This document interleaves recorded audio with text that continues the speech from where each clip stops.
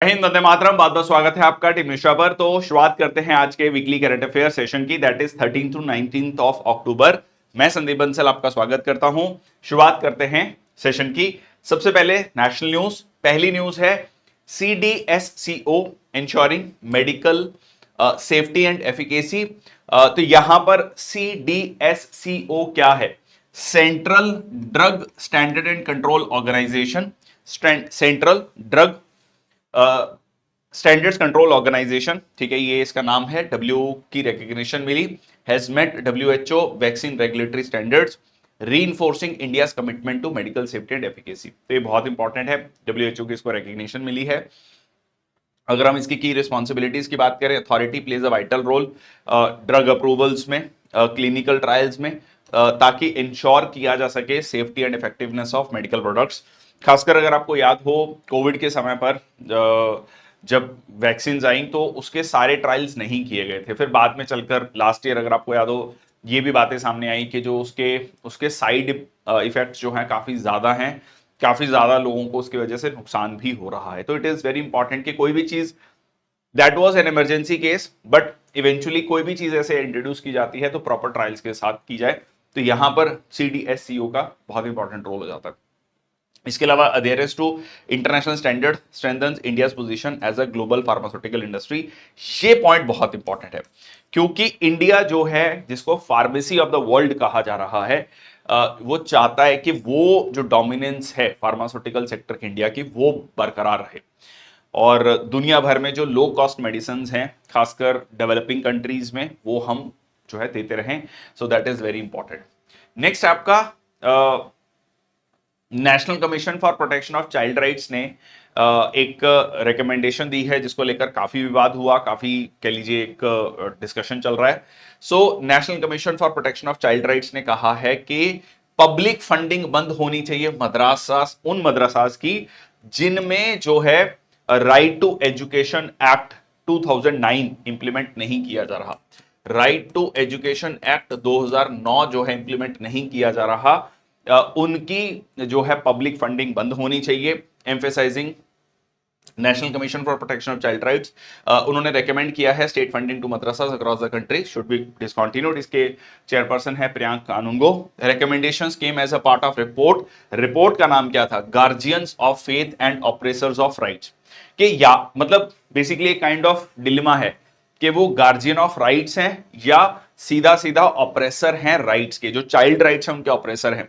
तो constitutional rights of children versus madrasas, ये report जो है प्रिपेयर की गई है चाइल्ड राइट्स पैनल के द्वारा, that is national commission of protection of child rights, consisting of 11 chapters on history of madrasas and their role in violation the educational rights of children. तो इस report में 11 chapters हैं, और 11 chapters में एक मतलब जो मेन जो बात है वो बताई गई है कि किस तरीके से madrasas are violating the educational rights of the children. और जो राइट टू एजुकेशन एक्ट की बात करें तो ये जो है आपका आर्टिकल 21, ठीक है जी, 21A, जो कि 86 कॉन्स्टिट्यूशनल अमेंडमेंट एक्ट 2002 में ऐड किया गया था। एक फंडामेंटल राइट है कि 6 से 14 साल तक के बच्चों के लिए फ्री एंड कंपलसरी एजुकेशन होगा। उसको इंप्लीमेंट करने के लिए राइट टू एजुकेशन एक्ट लाया गया था 2009 में, ठीक है जी। और यह कहा गया कि इसको इंप्लीमेंट नहीं किया जा रहा मदरसास के द्वारा, ठीक है जी। चलिए नेक्स्ट आता है इंडियाज बायोपॉलीमर डेमोन्स्ट्रेशन फैसिलिटी, बहुत इंपॉर्टेंट। देखो, कई बार जब हम प्लास्टिक की बात करते हैं तो प्लास्टिक वेस्ट जनरेट जो है, जो कि thousand and millions of ton जो है प्लास्टिक वेस्ट जनरेट हो रहा है, जिसकी वजह से कह लीजिए इकोसिस्टम को बहुत नुकसान हो रहा है। तो यहां पर बायोपॉलीमर बहुत important. First demonstration facility for biopolymers showcasing Praj industries limited, indigenously developed, Bharat में डेवलप किया गया है, integrated polylactic acid technology, PLA technology, ठीक है। सो पीपल्स लिबरेशन ऑफ आर्मी, ऐसे याद रख सकते हो। PLA technology inaugurated at the hands of doctor Jitendra Singh, जो कि साइंस एंड टेक्नोलॉजी मिनिस्टर हैं। अब आइडिया क्या है कि किस तरीके से जो है प्लास्टिक को चेंज किया जाए, क्योंकि प्लास्टिक में फॉसिल फ्यूल बेस्ड जो प्लास्टिक्स हैं to eco friendly alternatives, crucially जो कि बहुत ज्यादा इंपॉर्टेंट है, प्लास्टिक वेस्ट को से जो है एक इन्वायरमेंट फ्रेंडली सॉल्यूशंस की तरफ जाना। तो ये नेशनल गोल भी है, आत्मनिर्भर भारत भी है, मेक इन इंडिया भी है और क्लाइमेट फ्रेंडली भी है। तो सारे कह लीजिए जो है ब्लू टिक लग रहे हैं, सारी चीजें सही हैं यहां पर। ठीक है, तो ये है प्राज इंडस्ट्रीज। एंड बायोपॉलीमर्स जो है एक सस्टेनेबल अल्टरनेटिव देते हैं फॉसिल फ्यूल बेस्ड प्लास्टिक्स से, helping to address the global plastic crisis और development of indigenous polylactic acid जो टेक्नोलॉजी है, demonstrate India's capability in advance material in research and production. तो ये बहुत ज्यादा इंपॉर्टेंट है, इस तरीके से बायोपॉलीमर्स इंपॉर्टेंट हो जाते हैं। ठीक है जी। अब इसके अलावा अगर हम बायोपॉलीमर्स का जो है एप्लीकेशन को देखें तो reduction of marine dust, marine biodegradation को रोकेगा। ठीक है, तो ये इसके कुछ कह लीजिए पॉसिबल बेनिफिट्स हैं। नेक्स्ट है आपका launch of Maha EV mission. ठीक है जी, Maha EV mission. So India ने लॉन्च किया है Maha EV mission to boost domestic electric vehicle technology and reduce import dependency. अभी इंपोर्ट डिपेंडेंसी बहुत ज्यादा है। इसका मकसद है बैटरी डेवलपमेंट भारत में हो, क्योंकि ये कहा जा रहा है कि बैटरी डेवलपमेंट हम भारत में नहीं कर रहे हैं, तो ईवी के जितने भी कंपोनेंट्स हैं वो भारत में डेवलप किए जाए। This is very important. देखो कई बार आरोप लगता है कि इंडिया में ना हम असेंबलिंग कर रहे हैं, वैल्यू एडिशन ज्यादा नहीं कर रहे। जैसे मोबाइल फोन्स है, कई बार हमने रिसेंटली कहा कि जी बहुत ज्यादा मोबाइल फोन हम एक्सपोर्ट कर रहे हैं, भारत में मेक इन इंडिया मैन्युफैक्चरिंग हो रही है। तो बहुत जिसको लेकर जो फॉर्मर आरबीआई गवर्नर है उन्होंने यही कहा कि वैल्यू एडिशन नहीं हो रही है, आप दुनिया भर से कंपोनेंट मंगा रहे हैं, उसको असेंबल कर रहे हैं। सो आप you are like acting as assembling unit, you are not adding much value to it. So important is to make the components here also. Exactly that is the point here. ठीक है, so power electronics, EV infrastructure इसको भारत में produce करना, भारत में जो है manufacturing की जाए। सो रिसर्च इनिशिएटिव्स में अनुसंधान होता है रिसर्च। नेशनल रिसर्च फाउंडेशन ने अनाउंस किया है launch of its first two initiatives. पहला है prime minister early career research grant. Early career research grant मकसद क्या है? मकसद यही है कि इनिशियली जो है जो लोग ईवी की फील्ड में जाना चाहते हैं उनके करियर्स को कैसे सपोर्ट किया जा सकता है। And mission for advancement in high impact areas electric vehicle. ठीक है, तो ये महा का फुल फॉर्म क्या है? Mission for advancement in high impact areas electric vehicle mission, महा ईवी मिशन। ठीक है जी, चलिए, तो इसका अगेन मकसद यही है कि रिसर्चर्स को इनवाइट करना। ठीक है, transformative journey, bridging the gap, एक जो एकेडमिक रिसर्च है और इंडस्ट्रियल एप्लीकेशन है उनके बीच में जो गैप है उसको ब्रिज करना, और अल्टीमेटली क्रिएटिविटी, इनोवेशन और प्रोडक्शन को बढ़ावा देना भारत में। ठीक है, इसके अलावा नेशनल इलेक्ट्रिसिटी एक प्लान है। ठीक है जी, नेशनल इलेक्ट्रिसिटी प्लान में यह कहा गया है कि इंटीग्रेट करना है 47 गीगावाट ऑफ एनर्जी स्टोरेज को and add 1,91,000 kilometre of transmission lines by 2032। जिस तरीके से हमारी पॉपुलेशन ग्रो कर रही है और उसके अलावा जो उसकी एनर्जी डिमांड ग्रो कर रही है, पर कैपिटा एनर्जी कंजम्पशन बढ़ रही है इंडिया की, क्योंकि कह लीजिए जीडीपी ग्रोथ रेट हो रहा है, लोगों की पर कैपिटा इनकम बढ़ रही है, तो उस तरीके से इलेक्ट्रिसिटी कंजम्पशन बढ़ेगी, जो कि एक्सपेक्टेड है कि काफी ज्यादा बढ़ने वाली है आने वाले सालों में। तो उन चीजों को ध्यान में रखते हुए, ताकि हम सस्टेनेबल रिन्यूएबल एनर्जी को प्रोड्यूस कर रहे हों भारत में, तो नेशनल इलेक्ट्रिसिटी प्लान ट्रांसमिशन जो है डेवलप किया गया है by central electricity authority, interested under electricity act 2003, और ये एक लिंक है between the source of generation and the distribution system. ठीक है जी, so the idea is very clear कि टारगेट हमने रखा हुआ है 500 गीगावाट का। ठीक है, गीगावाट का रिन्यूएबल एनर्जी का बाय 2030 और 600 गीगावाट का बाय 2032। ये भी इंटरेस्टिंग है, और मतलब 2 साल में ही 100 गीगावाट मतलब 1 लाख मेगावाट रिन्यूएबल एनर्जी से ऐड हो जाएगा सिर्फ 2 साल में। ये टारगेट है। ठीक है, ये बेसिकली क्या होता है? क्यूमुलेटिव इफेक्ट होता है। ठीक है, जैसे कंपाउंड इंटरेस्ट होता है, चक्रवृद्धि ब्याज होता है, मतलब एक कंपाउंडिंग जिसे बोला जाता है, तो ये इफेक्ट आपको वहां पर देखने को मिलेगा। So it is aimed at meeting the peak demand of 458 gigawatt by 2032। ठीक है, तो उस चीज को भी हमें पूरा करना है।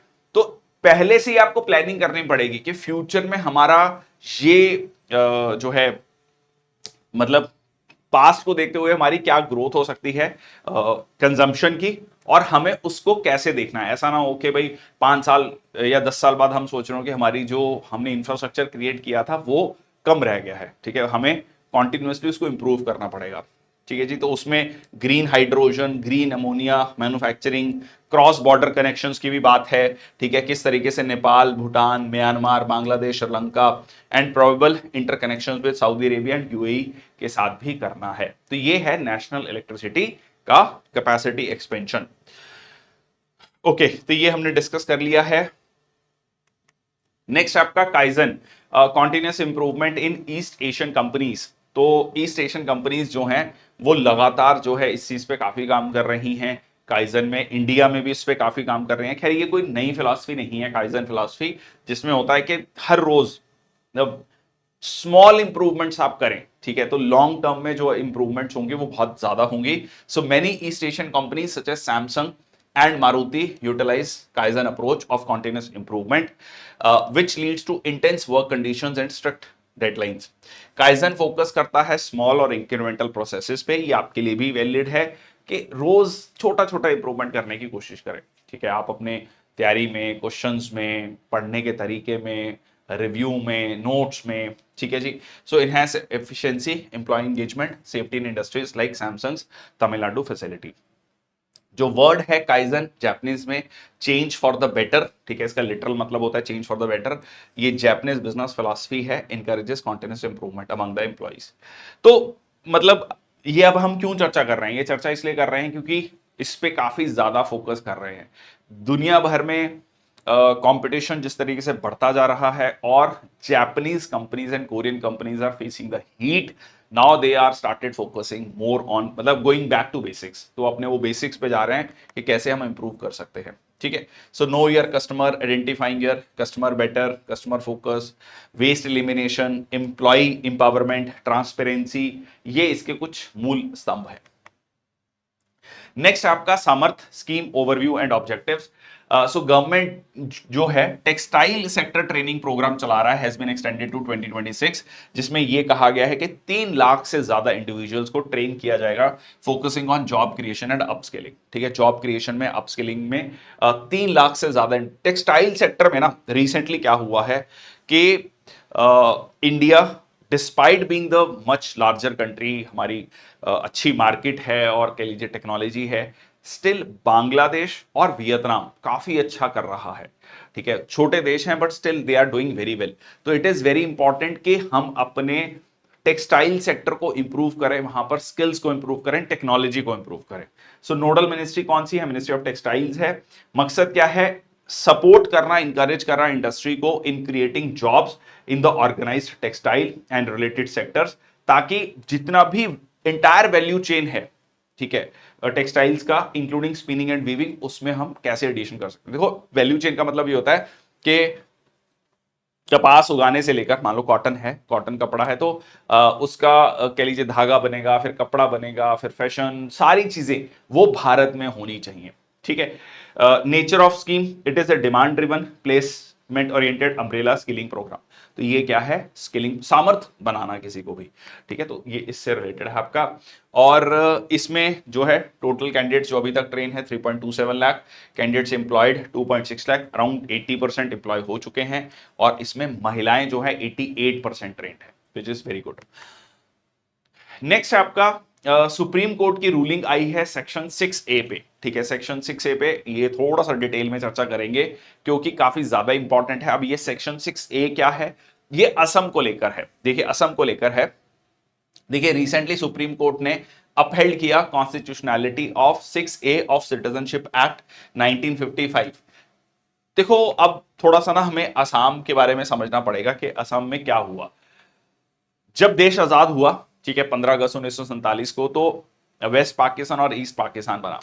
बट ईस्ट जो पाकिस्तान था, क्योंकि वहां पर जो लैंग्वेज को लेकर विवाद था, उर्दू इंपोज की गई, वहां की लोकल भाषा बांग्ला थी, तो उसको लेकर एक रेजिस्टेंस मूवमेंट चलता है वहां पर।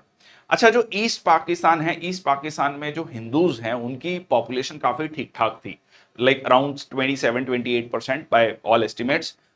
तो ये जो पॉपुलेशन है, अब क्या होता है कि वहां पर जब जैसे जैसे प्रोटेस्ट होता है बांग्लादेश को लेके, बांग्ला लैंग्वेज को लेकर, तो वहां की जो वेस्ट पाकिस्तान की आर्मी है या ओवरऑल पाकिस्तान की आर्मी स्टार्टेड सप्रेसिंग दोस मूवमेंट्स। अब अब यहां से जो ईस्ट पाकिस्तान है, जो कह लीजिए प्रेजेंट बांग्लादेश है, उससे एक आपको माइग्रेशन जो है कंटिन्यूड देखने को मिलता है। मतलब ये नहीं है कि देश आजाद हो गया अब माइग्रेशन रुक गया या उसके 6 महीने 1 साल तक चलता रहा। ये जो है टिल 1971 या उसके बाद भी ये माइग्रेशन जो है चलता रहा। अब यहां पर ये डिसाइड किया गया कि बहुत सारे लोग जो बांग्लादेश से आए वो असम में जाकर सेटल हो गए।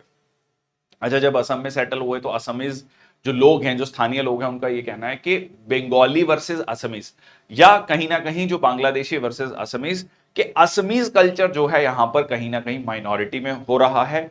इसको लेकर इन्होंने पिटीशन दाखिल की। इसको लेकर एक पूरा मूवमेंट भी चलता है, ठीक है, United liberation front of Assam, जो उल्फा आता है 70s में। फिर फाइनली जो है 1985 में एक अकॉर्ड होता है, असम अकॉर्ड। ठीक है, असम अकॉर्ड में यह कहा जाता है कि 25 मार्च 1971 का दिन रखा गया। ठीक है, एक कट ऑफ डेट रखी गई कि इससे पहले जो व्यक्ति आए हैं उनको जो है नागरिकता दे दी जाएगी। इससे पहले एक और भी डेट है, मैं अभी उस पर भी आऊंगा, पर 25 मार्च 1971 का दिन ही क्यों रखा गया? क्योंकि 26 मार्च 1971 को, इससे पहले क्या है, अब थोड़ा सा ये भी सुन लीजिए, चुनाव होते हैं पाकिस्तान में। तो पाकिस्तान में वेस्ट और ईस्ट पाकिस्तान के चुनाव होते हैं, और वेस्ट जो ईस्ट पाकिस्तान है, ईस्ट पाकिस्तान में शेख मुजीबर रहमान, ठीक है, जो कि शेख हसीना जो प्रधानमंत्री थी, उनके पिताजी, वो जो है मेजॉरिटी में आ जाते हैं ओवरऑल पाकिस्तान में, क्योंकि वो ईस्ट पाकिस्तान में बिल्कुल क्लीन स्वीप कर लेते हैं। मतलब पूरे ईस्ट पाकिस्तान में 2 या 3 सीटें मतलब उनको नहीं मिलती है, बाकी सारी सीटें उनको मिल जाती हैं। तो ओवरऑल मेजॉरिटी उनकी बन जाती है।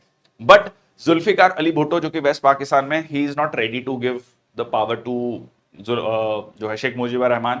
तो वो एक प्रोटेस्ट शुरू होता है, ठीक है, बांग्लादेश बनाने की बात होती है।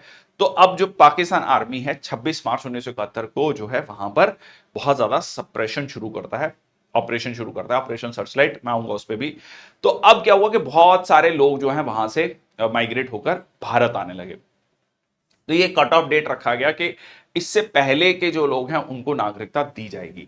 ठीक है, तो अब इसमें 2 डेट हैं, देखो, 1 जनवरी 1966, ठीक है, जो भी इंडियन सिटीजनशिप, ठीक है, it grants Indian citizenship to immigrants who entered Assam from Bangladesh before 1 January 1966, those who entered between 1 January 1966 and 25 March 1971, उनको सिटीजनशिप दी जा सकती है, प्रोवाइडेड वो जो है कुछ कंडीशंस को फुलफिल करते हैं। ठीक है, तो ये कट ऑफ डेट रखी गई। और बट यहां के कह लीजिए असमीज के कुछ ऑर्गेनाइजेशंस का कहना है कि अगर ऐसा सिटीजनशिप आप देंगे उनको असम में, तो असम में असमीज कल्चर या असमीज बोलने वाले लोग ही माइनॉरिटी में चले जाएंगे। ठीक है, अब उसको सुप्रीम कोर्ट ने कैसे काउंटर किया वो भी बताऊंगा। तो ये आप देख लीजिए, ये ऑपरेशन जो है, ठीक है, the cut off date 25 March 1971, ठीक है, Pakistan army initiated operation searchlight to suppress Bangladeshi nationalist movement, जिसमें कि मतलब लाखों लोगों को, ये कहा जाता है हजारों लोगों की डेथ होती है, लाखों लोगों की डेथ होती है, और जो है human right violation at its peak in east Pakistan by the Pakistan army. ठीक है, तो इसके बारे में बहुत सारे आप गूगल कर सकते हैं, बहुत सारे अकाउंट्स आपको मिल जाएंगे, ऑफिशियल जो है फिगर्स मिल जाएंगे। तो जनरल टिक्का खान, बहुत सारे इसमें एग्जांपल्स हैं। एनीवेज, तो कोर्ट ने कहा कि जो पेटिशनर्स फेल टू प्रूव कि जो Assamese people ability to safeguard their culture, कि अगर जो लोग आए थे, मतलब 1 जनवरी 1966 से पहले या 1 जनवरी 1966 से लेकर 25 मार्च 1971 तक, तो उनको सिटीजनशिप मिलने से असमीज कल्चर कैसे खतरे में आएगा? तो ये मतलब सुप्रीम कोर्ट ने कहा कि दे फेल टू प्रूव दिस। ठीक है, और जो सिटीजनशिप का कंसेप्ट है ये नैरो नहीं है। ठीक है, आप ये नहीं कह सकते कि नहीं हमारे बाउंड्री में कोई नहीं आ सकता है। ठीक है, so supreme court decision to uphold considering the historical events, सबसे पहले तो उन्होंने हिस्टोरिकल इवेंट्स को ध्यान में रखा। ठीक है, और यहां पर उन्होंने कहा कि जो सेक्शन 6A है जो कि सिटीजनशिप देता है जो लोग 25 मार्च 1971 से पहले आए थे, और ये असम अकॉर्ड में ये डेट मेंशन की गई थी। ठीक है, तो उनको सिटीजनशिप देना बिल्कुल ठीक है। और ठीक है जी। बैटल ऑफ वॉलोंग में आखिरी में डिस्कस करेंगे, ये इंडो चाइना वॉर के समय पर है। ठीक है, और फ्यूचर इंप्लीकेशन यही है कि इसमें जो भी लोग हैं जो उससे पहले आए हैं उनको ये सिटीजनशिप मिलेगी। The ruling aims to balance the rights of long term immigrants with the concerns of the Assamese people, setting a precedent for addressing similar issues in the future. अब ये भी कहा जा रहा है कि जो सिटीजनशिप अमेंडमेंट एक्ट आया था 2019 में, तो उसके लिए भी कहीं ना कहीं एक रास्ता मिल रहा है।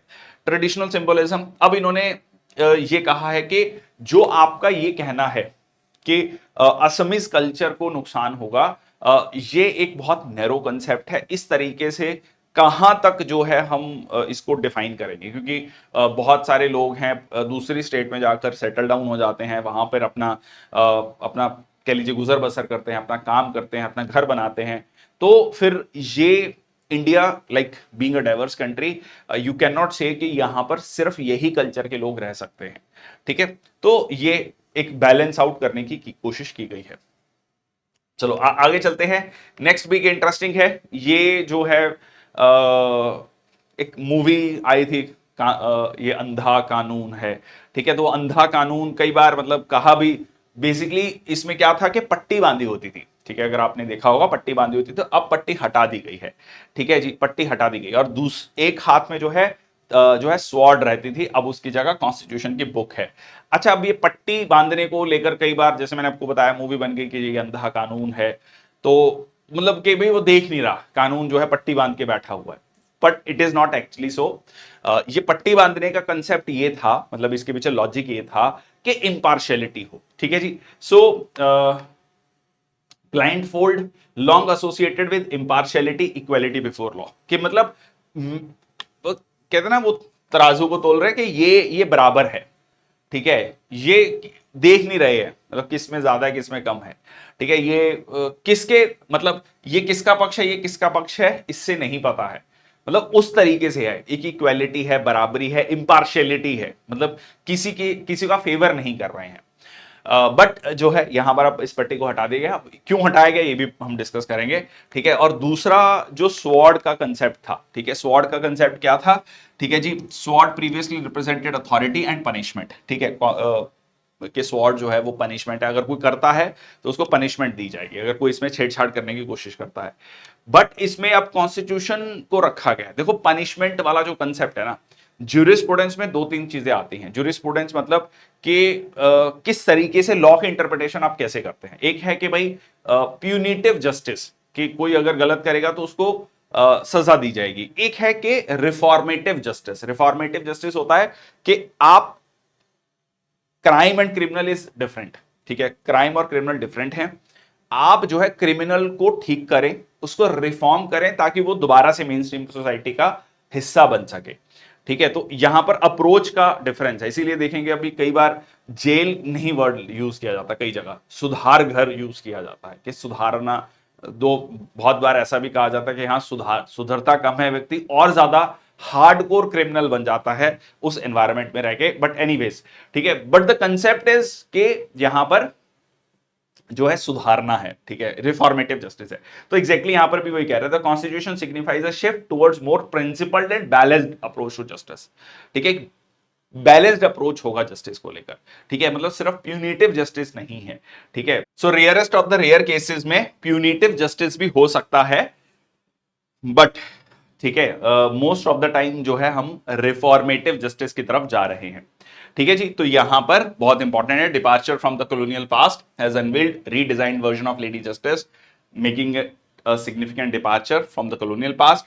ओपन आइड जस्टिस, ठीक है, विद ओपन आइज, जो कि ये कहता है सबको देखता है, और जो रियलिटीज हैं सोसाइटीज की, ये बहुत इंपॉर्टेंट है, acknowledges the realities of society. मतलब अब पट्टी पर आंख नहीं बंधी है, अंधा कानून नहीं है जो। ठीक है, सो एक जो फ्रेज बन गया था, constitutional emphasis, replacement of the sword with the constitution, सीधा सीधा ये भी बताता है कि अब प्राइमेसी ऑफ कॉन्स्टिट्यूशन है, प्राइमेसी ऑफ स्वॉर्ड नहीं है। ठीक है, तो ये एक सिग्निफिकेंट शिफ्ट बता रहा है। दो इसको लेकर सुप्रीम कोर्ट बार एसोसिएशन, ठीक है, जो जो के लीजिए वकीलों का समूह है, जिसको हेड आज के समय पर कपिल सिब्बल कर रहे हैं, सीनियर एडवोकेट, उनका ये कहना है कि ये डिसीजन यूनिलेटरली लिया गया है। जो कि क्रिमिनल जस्टिस सिस्टम में जो कि वकील हैं, ठीक है, लॉयर्स हैं, बहुत इंपॉर्टेंट रोल प्ले करते हैं, उनको कंसल्ट नहीं किया गया है। तो ये भी एक कह लीजिए इसको लेकर एक विवाद छिड़ गया है। चलिए आगे चलते हैं। President Droupadi Murmu arrival in Malawi. Malawi आपका देखेंगे तो अफ्रीका में एक देश है, ठीक है। पहले तो आप मलावी को देख लीजिए। तो ये है आपका, ये तंजानिया, ठीक है, जिम्बाब्वे, जाम्बिया। तो ये रहा आपका मलावी, ठीक है, ये रहा आपका मलावी। तो यहां पर जो है राष्ट्रपति द्रौपदी मुर्मू पहुंची हैं, ठीक है जी। First ever visit by Indian president to Malawi. So arrived in Malawi marking the second leg of her landmark 3 nation tour of Africa. देखो अफ्रीका पे फोकस हो रहा है बहुत ज्यादा, अफ्रीका पे फोकस हो रहा है क्योंकि अफ्रीका में अभी तक चाइना का बहुत ज्यादा फोकस था, चाइना की बहुत ह्यूज इन्वेस्टमेंट थी। और क्योंकि कॉलोनियल पास्ट भारत का भी रहा है, अफ्रीका का भी रहा है, साउथ साउथ कॉपरेशन की हम बात कर रहे हैं, तो अफ्रीका बहुत इंपॉर्टेंट हो जाता है फ्यूचर कॉन्टेक्स्ट में। Ceremonial welcome, she was greeted with a ceremonial welcome by Malawi's vice president, ठीक है, underscoring significant first ever state visit by the president of India. ठीक है, तो उस तरीके से जो कह सकते हैं काफी इंपॉर्टेंट है। एमओयू साइन किया गया on youth affair, sports, cultural exchange, reinforcing the commitment to bilateral cooperation. इसके अलावा डिप्लोमेटिक और कल्चरल टाइज को स्ट्रेंथन करने की बात की गई। ये विजिट सिर्फ एक अफ्रीकन नेशन को लेकर नहीं है, ये आप समझिए कि मैसेजिंग को बहुत इंपॉर्टेंट है। लास्ट ईयर अफ्रीकन यूनियन को G20 में ऐड किया, इंडिया का कह लीजिए सबसे बड़ा रोल रहा उसमें। फिर अफ्रीका देशों में भारत के राष्ट्रपति, प्रधानमंत्री, विदेश मंत्री सबका जाना, ये सिग्निफिकेंट शिफ्ट को शो करता है। ठीक है जी, चलिए आगे चलते हैं। सुप्रीम कोर्ट हियरिंग और मैरिटल रेप एक्सेप्शन। तो देखिए भारतीय न्याय संहिता जो है आया, और उसमें जो है मैरिटल जो रेप है उसको रेप की कैटेगरी में नहीं रखा गया है। So seeking to criminalise non consensual sex with in the marriage, this issue challenges India's retention of outdated laws. अब पिटिशनर्स का आर्ग्यूमेंट ये है कि नो मीन्स नो, ठीक है, बेशक वो कोई भी हो, मतलब इवन द वाइफ नो कहे। दोनों में पर्सपेक्टिव बता देता हूं कि सरकार क्या कह रही है या दोनों पक्ष क्या हैं। तो एक तरफ जो है under the exception of the clause of 375 of IPC, now replaced by Bharatiya Nyaya Sanhita, sexual intercourse by man with his wife, the wife is not a minor. अगर वाइफ माइनर नहीं है तो वो रेप नहीं कंसिडर किया जाएगा, ठीक है।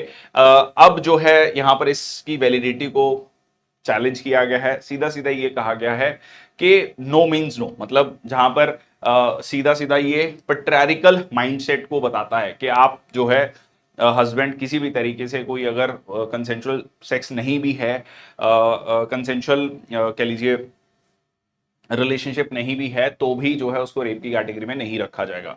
सो 63 of BNS argue that the plea to criminalise marital rape in India represents people versus patriarchy, right to say no, और कहीं ना कहीं वुमेन राइट्स की यहां पर बात की जा रही है। अब इसमें सेंट्रल गवर्नमेंट का क्या कंसर्न है? सेंट्रल गवर्नमेंट ये कह रहा है कि जी जो कॉन्जुगल रिलेशनशिप्स हैं, ठीक है, जो इंटीमेट रिलेशनशिप्स हैं between the husband and wife, ये बहुत मुश्किल हो जाएगा उसको जब वो कोर्ट में आएगा। और जो भी कह लीजिए हस्बैंड है, अगर ऐसा कुछ आता है तो वो कैसे उस चीज को प्रूव करेगा कि ये कंसेंशुअल था या नहीं था। और ये कहीं ना कहीं सीधा सीधा फैमिली लाइफ पर बहुत ज्यादा इंपैक्ट डालेगा। जो इंडिया में एक फैमिली लाइफ बहुत ज्यादा कह लीजिए हमारी पूरी सोसाइटी का एक आधार है, उस पर जो है बहुत बड़ा चोट हो सकता है।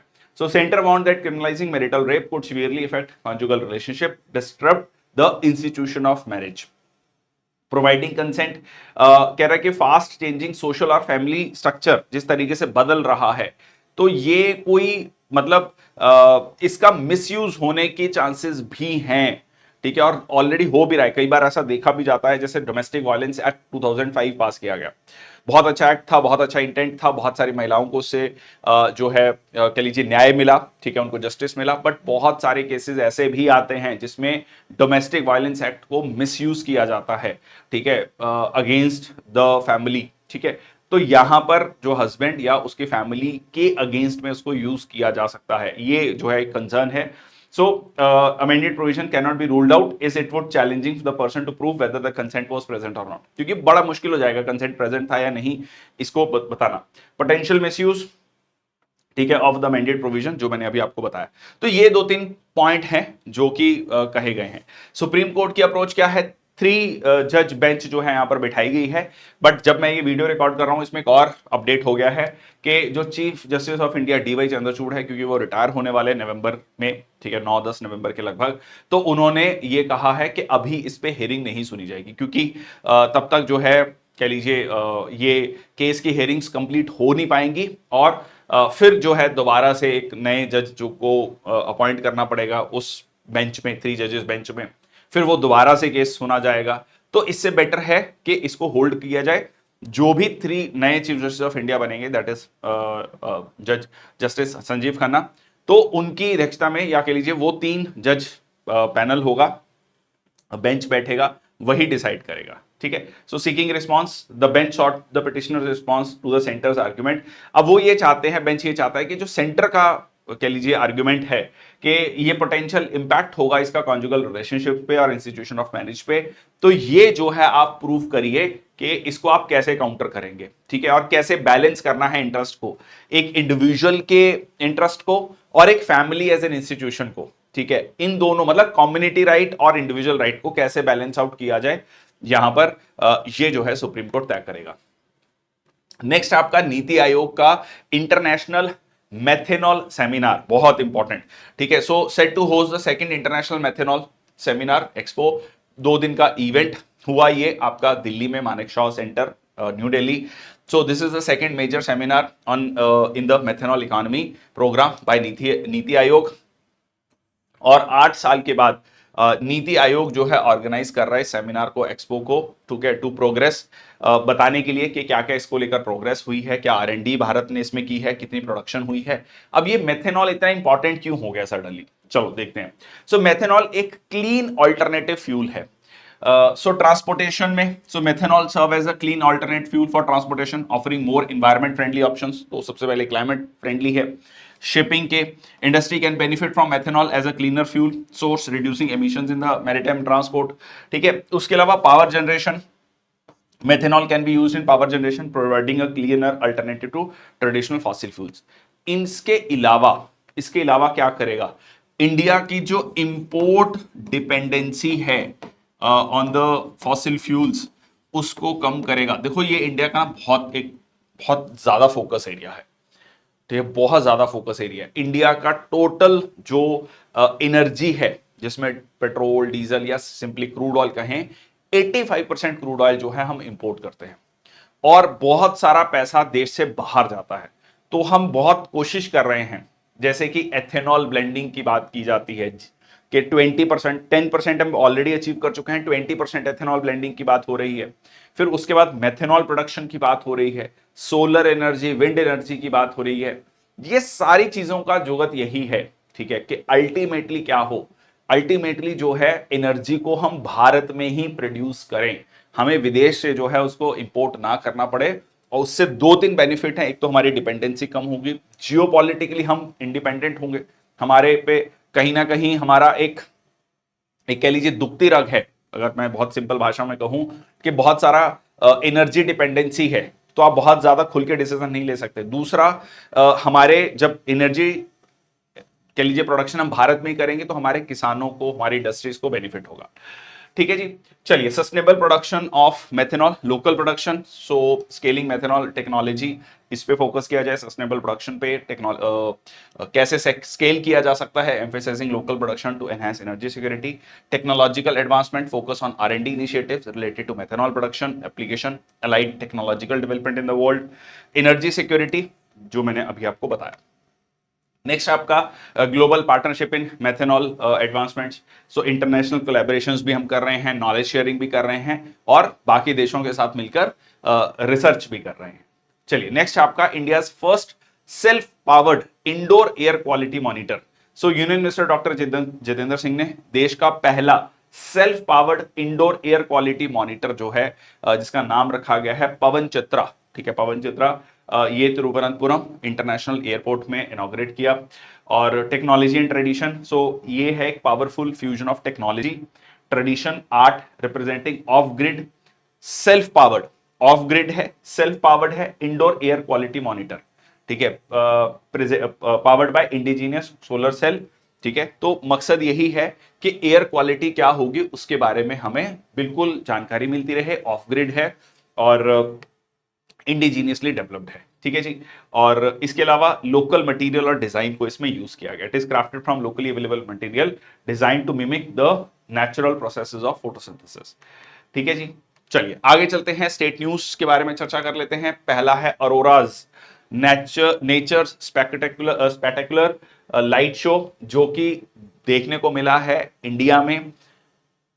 इससे पहले बहुत कम चांसेस होते हैं कि वो इंडिया में देखने को मिले। ये जनरली आपको देखने को मिलता है नॉर्थ और साउथ पोल के पास, aurora borealis, aurora australis, aurora borealis north pole के पास, अरोरा ऑस्ट्रेलिस साउथ पोल के पास में। So auroras natural light display in the sky visible in the Ladakh. ये जो स्पेक्टेकुलर लाइट जो आपको देखने को मिली, it is by the solar particles. देखो सन जो है, सन से जो सोलर फ्लेयर्स आ रही हैं, तो मान लीजिए यहां पर धरती है, तो जब ये सोलर फ्लेयर्स आती हैं तो धरती के मैग्नेटिक फील्ड में जब ये इंटरैक्ट करती हैं, तो इससे क्या होता है कि ये जो चार्ज्ड पार्टिकल्स हैं, वो चार्ज पार्टिकल्स जो हैं वो एक्साइटेड स्टेट में जाते हैं। When they come back to their natural state they emit energy, photons. ठीक है, उसकी वजह से आपको एक डिफरेंट कलर्स दिखाई देखने को मिलते हैं। So auroras create breath taking display of colourful lights dancing across the night sky, commonly associated with polar regions. ये बहुत कभी कभी जो है आपको स्पेसिफिक कंडीशंस अगर फुलफिल हो रही हैं तो पोल्स के अलावा भी देखने को मिलता है। चलिए नेक्स्ट आपका water chestnuts Kashmir autumn delicacy, जिसको हम हिंदी में सिंघाड़ा कहते हैं। ठीक है जी। So grown in Kashmir Wular lake are in high demand during autumn, specially जो नवरात्रि सीजन होता है। पोटाशियम कंटेंट इसमें बहुत अच्छा होता है। They are widely used in Indian cooking and Navratri fasting. So these versatile nuts are widely used in Indian cooking, adding flavour and texture to various dishes. जैसे हमने देखा कि पोटाशियम और इसके बहुत सारे बेनिफिट्स हैं। Potassium making them healthy choice for various diets and nutrition needs. और कहां पर मिलता है? कश्मीर में वुलार लेक में काफी ज्यादा सिंघाड़ा देखने को मिलता है। ठीक है जी। अब देखो ये क्वेश्चन कैसे पूछे जाते हैं, match the following type of question. ठीक है, पूछा गया है ये चेस्टनट्स को लेके एक बार question. Okay, hydrocarbon potential in south Karanpura coalfield, तो यहां पर आप देख सकते हैं। सो ये जो बेसिकली क्या है कि झारखंड में पर्टिकुलर रीजन है। So eastern Sirka coalfield has been identified as having higher potential for hydrocarbon generation. तो ये भी देखना है कि आपको हाइड्रोकार्बन जनरेशन ज्यादा कहां पर है, ज्यादा पोटेंशियल कहां पर है। इसका बेनिफिट क्या है कि हमें ये देखना है कि हमारा इनपुट कम हो, आउटपुट ज्यादा हो। ठीक है जी। So the Giddi coalfield in the northern region shows comparatively lower potential for hydrocarbon generation. और इसके अलावा जो है overall significance, the findings contribute to understanding the energy potential of the south Karanpura coalfield. ठीक है, जो कि कंसिस्ट करता है 28 मेजर कोल ब्रिक्स और critical resource for India's energy sector. Next आपका उमर अब्दुल्ला जो है मुख्यमंत्री बन गए हैं जम्मू कश्मीर यूनियन टेरिटरी के। तो पहले मुख्यमंत्री हैं जम्मू कश्मीर यूनियन टेरिटरी के, क्योंकि उससे पहले स्टेट था। यूनियन टेरिटरी बनने के बाद पहली बार इलेक्शंस हुए थे। तो यहां पर किसी भी पार्टी को क्लियर मेजॉरिटी नहीं मिली, बट सबसे बड़ी पार्टी उभर कर आई उमर अब्दुल्ला, उनकी जो पार्टी है नेशनल कॉन्फ्रेंस। दूसरी सबसे बड़ी पार्टी उभर कर आई बीजेपी, जो कि मेनली जम्मू से जीती। और so he Omar Abdullah with the help of Congress and other independents, so he got the majority और उन्होंने सरकार बनाई और चीफ मिनिस्टर की शपथ ली। So Lieutenant Governor Manoj Sinha administered the oath to Omar Abdullah at Shere Kashmir International Conference और first elected government in 6 years। तो यहाँ पर जो जम्मू के कह लीजिए एक एमएलए हैं, ठीक है, जिनका नाम है सुरेंद्र सिंह चौधरी, जो कि पहले बीजेपी में ही थे। पार्टी छोड़ी उन्होंने और अब फिर वो एमएलए बने और उनको जो है पार्टी छोड़कर पार्टी एनसी में गए एंड उनको डिप्टी चीफ मिनिस्टर बनाया गया है। तो कहीं ना कहीं बैलेंसिंग एक्ट करने की कोशिश की गई है कि कश्मीर से मुख्यमंत्री है और जम्मू से उप मुख्यमंत्री है। ठीक है जी। So this marks the formation of first elected government since the abolition of article 370 and 35A। चलिए आगे चलते हैं इंटरनेशनल न्यूज में। UNIFIL peace keeping mission in Lebanon, इसको लेकर काफी ज्यादा चर्चा हुई। यहां पर आप देख सकते हैं United Nations interim force in Lebanon, interim force in Lebanon. तो यहां पर जो इजराइल की मिलिट्री है उन्होंने फायर किया है United nation interim force in Lebanon, international peace keepers in Lebanon. तो इजराइल जो है ना, उनका सीधा सीधा मानना है कि जो यूनाइटेड नेशंस है वो कहीं ना कहीं इजराइल को लेकर बायस्ड है। इवन इजराइल ने जो यूनाइटेड नेशन सेक्रेटरी जनरल है एंटोनियो ग्यूटेरेस, उनको देश में आने से मना कर रखा है। ठीक है, ये कह रखा है पर्सन नॉन ग्रेटा, मतलब ये अलाउड नहीं है। ठीक है, इनको अगर वो देश में आएंगे इजराइल में, इनको वहां में अलाउ नहीं किया जाएगा या इनको वापस भेज दिया जाएगा। So according to the decision setup that set it up, जो यूनिफिल है वॉज डिप्लॉयड, लेबनन में डिप्लॉय किया गया था तीन ऑब्जेक्टिव्स को फुलफिल करने के लिए: confirming the withdrawal of Israeli forces, restoring international peace and security, और गवर्नमेंट को असिस्ट करना, लेबनन की गवर्नमेंट को, in ensuring the return of its effective authority in the area. और ये आपका स्टैब्लिश किया गया था 1978 में। ठीक है जी, आफ्टर जब इसराइल ने इन्वेड किया था लेबनन में। और the UNSC pass resolution 425 to 426 calling an Israel to withdraw from Lebanon. But यहां पर इजराइल का कहना है कि दे आर बायस्ड। ठीक है, ये इंडिपेंडेंट एजेंसी की तरह काम नहीं कर रहे।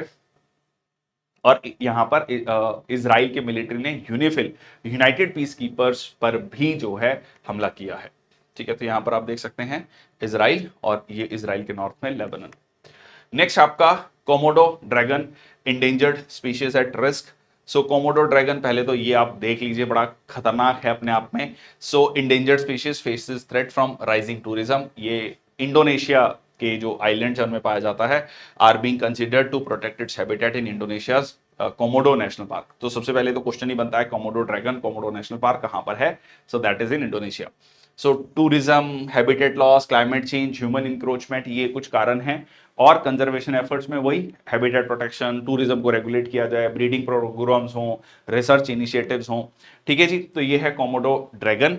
और ठीक है, वरुणास कोमोडोनेसिस, जो कि कोमोडो मॉनिटर भी कहा जाता है, ये बेसिकली एक रिप्टाइल फैमिली से है, large reptile of the monitor lizard family. Indonesia के islands of Komodo, Rinca, Flores और गिली मोटांग में पाया जाता है। ठीक है, काफी बड़ा है साइज में अगर आप देखेंगे, growing up to the maximum length of 3 metre, लगभग 10 फीट की हाइट, मतलब 10 फीट तक जो है ग्रो करता है, वेइंग अप टू 150 केजी। ठीक है, तो ये आपका कोमोडो ड्रैगन। चलिए नेक्स्ट आपका माउंट एडम्स सिस्मिक एक्टिविटी। सो ये देखो, ये आपका ज्योग्राफी का कंसेप्ट आ गया। ज्योग्राफी में हम पढ़ते हैं ना, active volcano, dormant volcano, extinct volcano. तो ये जो डोरमेंट वॉल्केनोज हैं, हम कहते हैं कि जो डोरमेंट है, कुंभकर्ण की तरह है, वह सो रहा है, आपको लग रहा है हाँ इसमें अब कोई एक्टिविटी नहीं है, एकदम सडनली जो है उठ के खड़ा हो जाएगा। तो ये कुछ ऐसी कहानी है यहां पर भी। डोरमेंट वॉल्केनो जो है वो एक्टिव हो गया। ठीक है, so Mount Adams, Washington largest volcano, has shown seismic activity after centuries of dormancy. ठीक है, ये कहा जा रहा है कि जो लास्ट इरप्ट हुआ था वो अराउंड 3800 टू 7600 ईयर्स पहले हुआ था। मतलब मिनिमम 4000 साल पहले, 4000 साल के बाद जो है उसमें एक्टिविटी देखने को मिली है। Washington largest volcano is experiencing increase seismic activity. The US geological survey of India is addressing the situation with caution. और despite its dormant state for thousands of years, और यहां पर अब जो है एक्टिविटी बढ़ गई है, जिसका नाम है माउंट एडम्स। नेक्स्ट आपका India's role in supplying technology to Russia. ये भी बहुत इंपॉर्टेंट है। देखो, रशिया को टेक्नोलॉजी प्रोवाइड कर रहा है भारत। अब आप कहेंगे मतलब अच्छा रशिया को, मतलब रशिया जो कि एक काफी डेवलप्ड कंट्री माना जाता है, यूएसएसआर था, तो उस समय पर तो हमारा 60% हथियार जो है वो रशिया से ही आता था, यूएसएसआर से आता था, सोवियत रूस से आता था। तो आज हम क्या रशिया को टेक्नोलॉजी दे रहे हैं? देखो उसके दो कारण हैं। एक तो ये है कि इंडिया ने इंप्रूव किया है पिछले कुछ सालों में अपनी टेक्नोलॉजी को। दूसरा ये है कि रशिया पे बहुत ज्यादा सैंक्शंस लगे हुए हैं। मतलब रशिया पे इतने सैंक्शंस लगे हुए हैं कि इतना ईरान, नॉर्थ कोरिया जो है, इन सब पे मिला के भी इतने सैंक्शंस नहीं लगे होंगे। ठीक है, जितना कि जो है रशिया पे जो है सैंक्शंस लगाए गए हैं। तो कहीं ना कहीं रशिया की मजबूरी भी है। So second biggest supplier of restricted critical technologies to Russia. Recently जो है एक्सपोर्ट वैल्यू अगर अप्रैल टू मई देखें, so $60 million, doubling from the previous month. तो आप कहेंगे अच्छा $60 मिलियन वो बहुत ज्यादा बड़ा नंबर नहीं है, but the thing is export हो रहा है। ठीक है, it's spike to $95 million in July, और नियरली 20% ऑफ द टेक्नोलॉजी जो है वो रशिया की मिलिट्री सेक्टर को पहुंच रहा है। ठीक है, तो क्या क्या चीजें हम उनको दे रहे हैं? माइक्रोचिप्स दे रहे हैं, एडवांस्ड माइक्रोचिप फॉर इलेक्ट्रॉनिक कह लीजिए application circuits, electronic circuits for like complex systems, then आपका मशीन टूल जो है हम उनको दे रहे हैं फॉर मैन्युफैक्चरिंग। तो ये एक बहुत इंपॉर्टेंट पॉइंट है जो लाइक इंडिया धीरे धीरे टेक्नोलॉजी भी ट्रांसफर कर रहा है। India's oil purchases from Russia, so India का जो ऑयल परचेजेस है सिंस फेब 2022, 2.5 साल से ज्यादा हो चुके हैं लड़ाई शुरू हुए को, पर उसके बाद इंडिया का जो इंपोर्ट है रशियन ऑयल का वो काफी ज्यादा बढ़ चुका है। So India has also become one of the largest purchaser of Russian oil, defying efforts by the western allies to link such sales. उसके अलावा इसका ग्लोबल इंपैक्ट है, दिस डेवलपमेंट है सिग्निफिकेंट इम्प्लीकेशंस, और इंडिया ने इसको जस्टिफाई किया है। इंडिया ने कहा कि अगर हम ऑयल लेना बंद कर देंगे ना रशिया से, तो ओवरऑल ग्लोबल लेवल पर क्रूड ऑयल के प्राइसेस जो है स्काई रॉकेट हो जाएंगे, और यूरोप और नॉर्थ अमेरिका ही सबसे ज्यादा इन्फ्लेशन से प्रभावित है आजकल, तो वो सबसे ज्यादा हीट फील करेंगे। और ऑब्वियसली हमारी पॉपुलेशन है, बहुत बड़ी पॉपुलेशन है जो बिलो पॉवर्टी लाइन रहती है, या जो लोअर मिडिल इनकम ग्रुप है उस वो बहुत ज्यादा प्राइस सेंसिटिव है। तो हमारे लिए जहां से भी सस्ता तेल मिलेगा हम वहां से खरीदेंगे। ठीक है जी। नेक्स्ट आता है बुशवेल्ड इग्नियस कॉम्प्लेक्स, काफी ज्यादा इस पे चर्चा हो रही है, बहुत इंपॉर्टेंट है एग्जाम पॉइंट ऑफ व्यू के लिए। Complex ancient microbial life discovered. देखिए बुशवेल्ड, जहां ये वेल्ड शब्द आ गया ना, ये आप मान के चलिए साउथ अफ्रीका की बात हो रही है या अफ्रीका के सदर्न पार्ट की बात हो रही है। So discovery of ancient microbial life 2 billion मतलब 200 करोड़ साल पहले। ठीक है, हम धरती की लाइफ कहते हैं 4.6 बिलियन, 460 करोड़। ठीक है, तो इसको ऐसे समझ लो जियोलॉजिकल टाइम स्केल में। ठीक है, 460 करोड़, मैं 200 करोड़ की बात कर रहा हूं। और हिमालयस कब बने हैं? 6 से 7 करोड़ साल पहले, मतलब हिमालयस के बनने से बहुत समय पहले। ठीक है, तो ये जो है 2 billion year old rock in south Africa provide insight into early life on earth. इससे हमें पता लगेगा कि अर्ली लाइफ क्या थी, कैसे इवॉल्व हुई लाइफ, और पोटेंशियली मार्स पे, कल को मार्स पे या बाकी प्लैनेट्स पे लाइफ कैसे इवॉल्व हो सकती है। ठीक है, potential extra terrestrial life discovered living microbes in 2 billion old rock from the Bushveld igneous complex. ठीक है जी, तो ये लार्जेस्ट लेयर्ड इग्नियस इंट्रूजन है ऑन द अर्थ, जो कि South Africa, north northern South Africa में आपको देखने को मिल रही है, spanning around 66,000 square kilometres, world's largest reserves of platinum group metals. और बाकी मिनरल्स भी यहां पर आपको देखने को मिलते हैं, आयरन, क्रोमियम एंड टाइटेनियम। ठीक है जी, तो ये एक इंटरेस्टिंग है, और this is divided into eastern, western and नदरन sections around 200 billion years ago. तो ये आप देख सकते हैं, ये है वो जगह, ठीक है, जहां पर ये आपको माइक्रोब्स जो है देखने को मिले हैं, माइक्रोबियल लाइफ देखने को मिले हैं। नेक्स्ट आपका इंडिया के विदेश मंत्री जो है शंघाई कॉपरेशन ऑर्गेनाइजेशन के समिट को अटेंड करने पाकिस्तान गए। तो पहली बात तो ये काफी चर्चा थी कि क्या भारत से कोई जाएगा या नहीं जाएगा पाकिस्तान में, क्योंकि ये पहली विजिट है बहुत सालों में। भारत के प्रधानमंत्री नहीं गए, बट विदेश मंत्री गए वहां पर, डॉक्टर एस जयशंकर, और उन्होंने फिर वहां पर कहते हैं ना जैसे डिप्लोमेटिक, क्योंकि कह लीजिए कैरियर डिप्लोमेट हैं, और तो बिल्कुल वैसे ही इन्होंने उसी लहजे में जो है बड़े तरीके से डिप्लोमेटिक भाषा में पाकिस्तान, और इवन कह सकते हैं टू एन एक्सटेंट चाइना पर भी हमला किया। ठीक है, चलो देखते हैं कैसे। फर्स्ट विजिट इन 9 ईयर, सबसे पहले तो 9 सालों में पहली विजिट थी, क्योंकि प्रैक्टिकली डिप्लोमेटिक रिलेशंस नहीं है। So external affairs minister S Jaishankar travel to Islamabad for the meeting for first such visit in 9 years. It marks a significant diplomatic step in India Pakistan relations with in the SCO framework. Regional cooperation की बात करें, so it the summit provided a platform for member countries to discuss and enhance regional cooperation, particularly in areas of security and economic cooperation. Geopolitical tensions, तो ये summit हो रही है। देखो Shanghai corporation organisation के बारे का हिस्ट्री में अभी आपको बताऊंगा, पहले अभी करंटली क्या हुआ। तो ये बहुत ज्यादा इंपॉर्टेंट हो जाता है, क्योंकि इसमें इंडिया भी है, पाकिस्तान भी है, चाइना भी है। पाकिस्तान जिसको कि बहुत बिल्कुल कहते हैं ना खुल्लम खुल्ला जो है सीधा चाइना सपोर्ट करता है, बैकिंग करता है।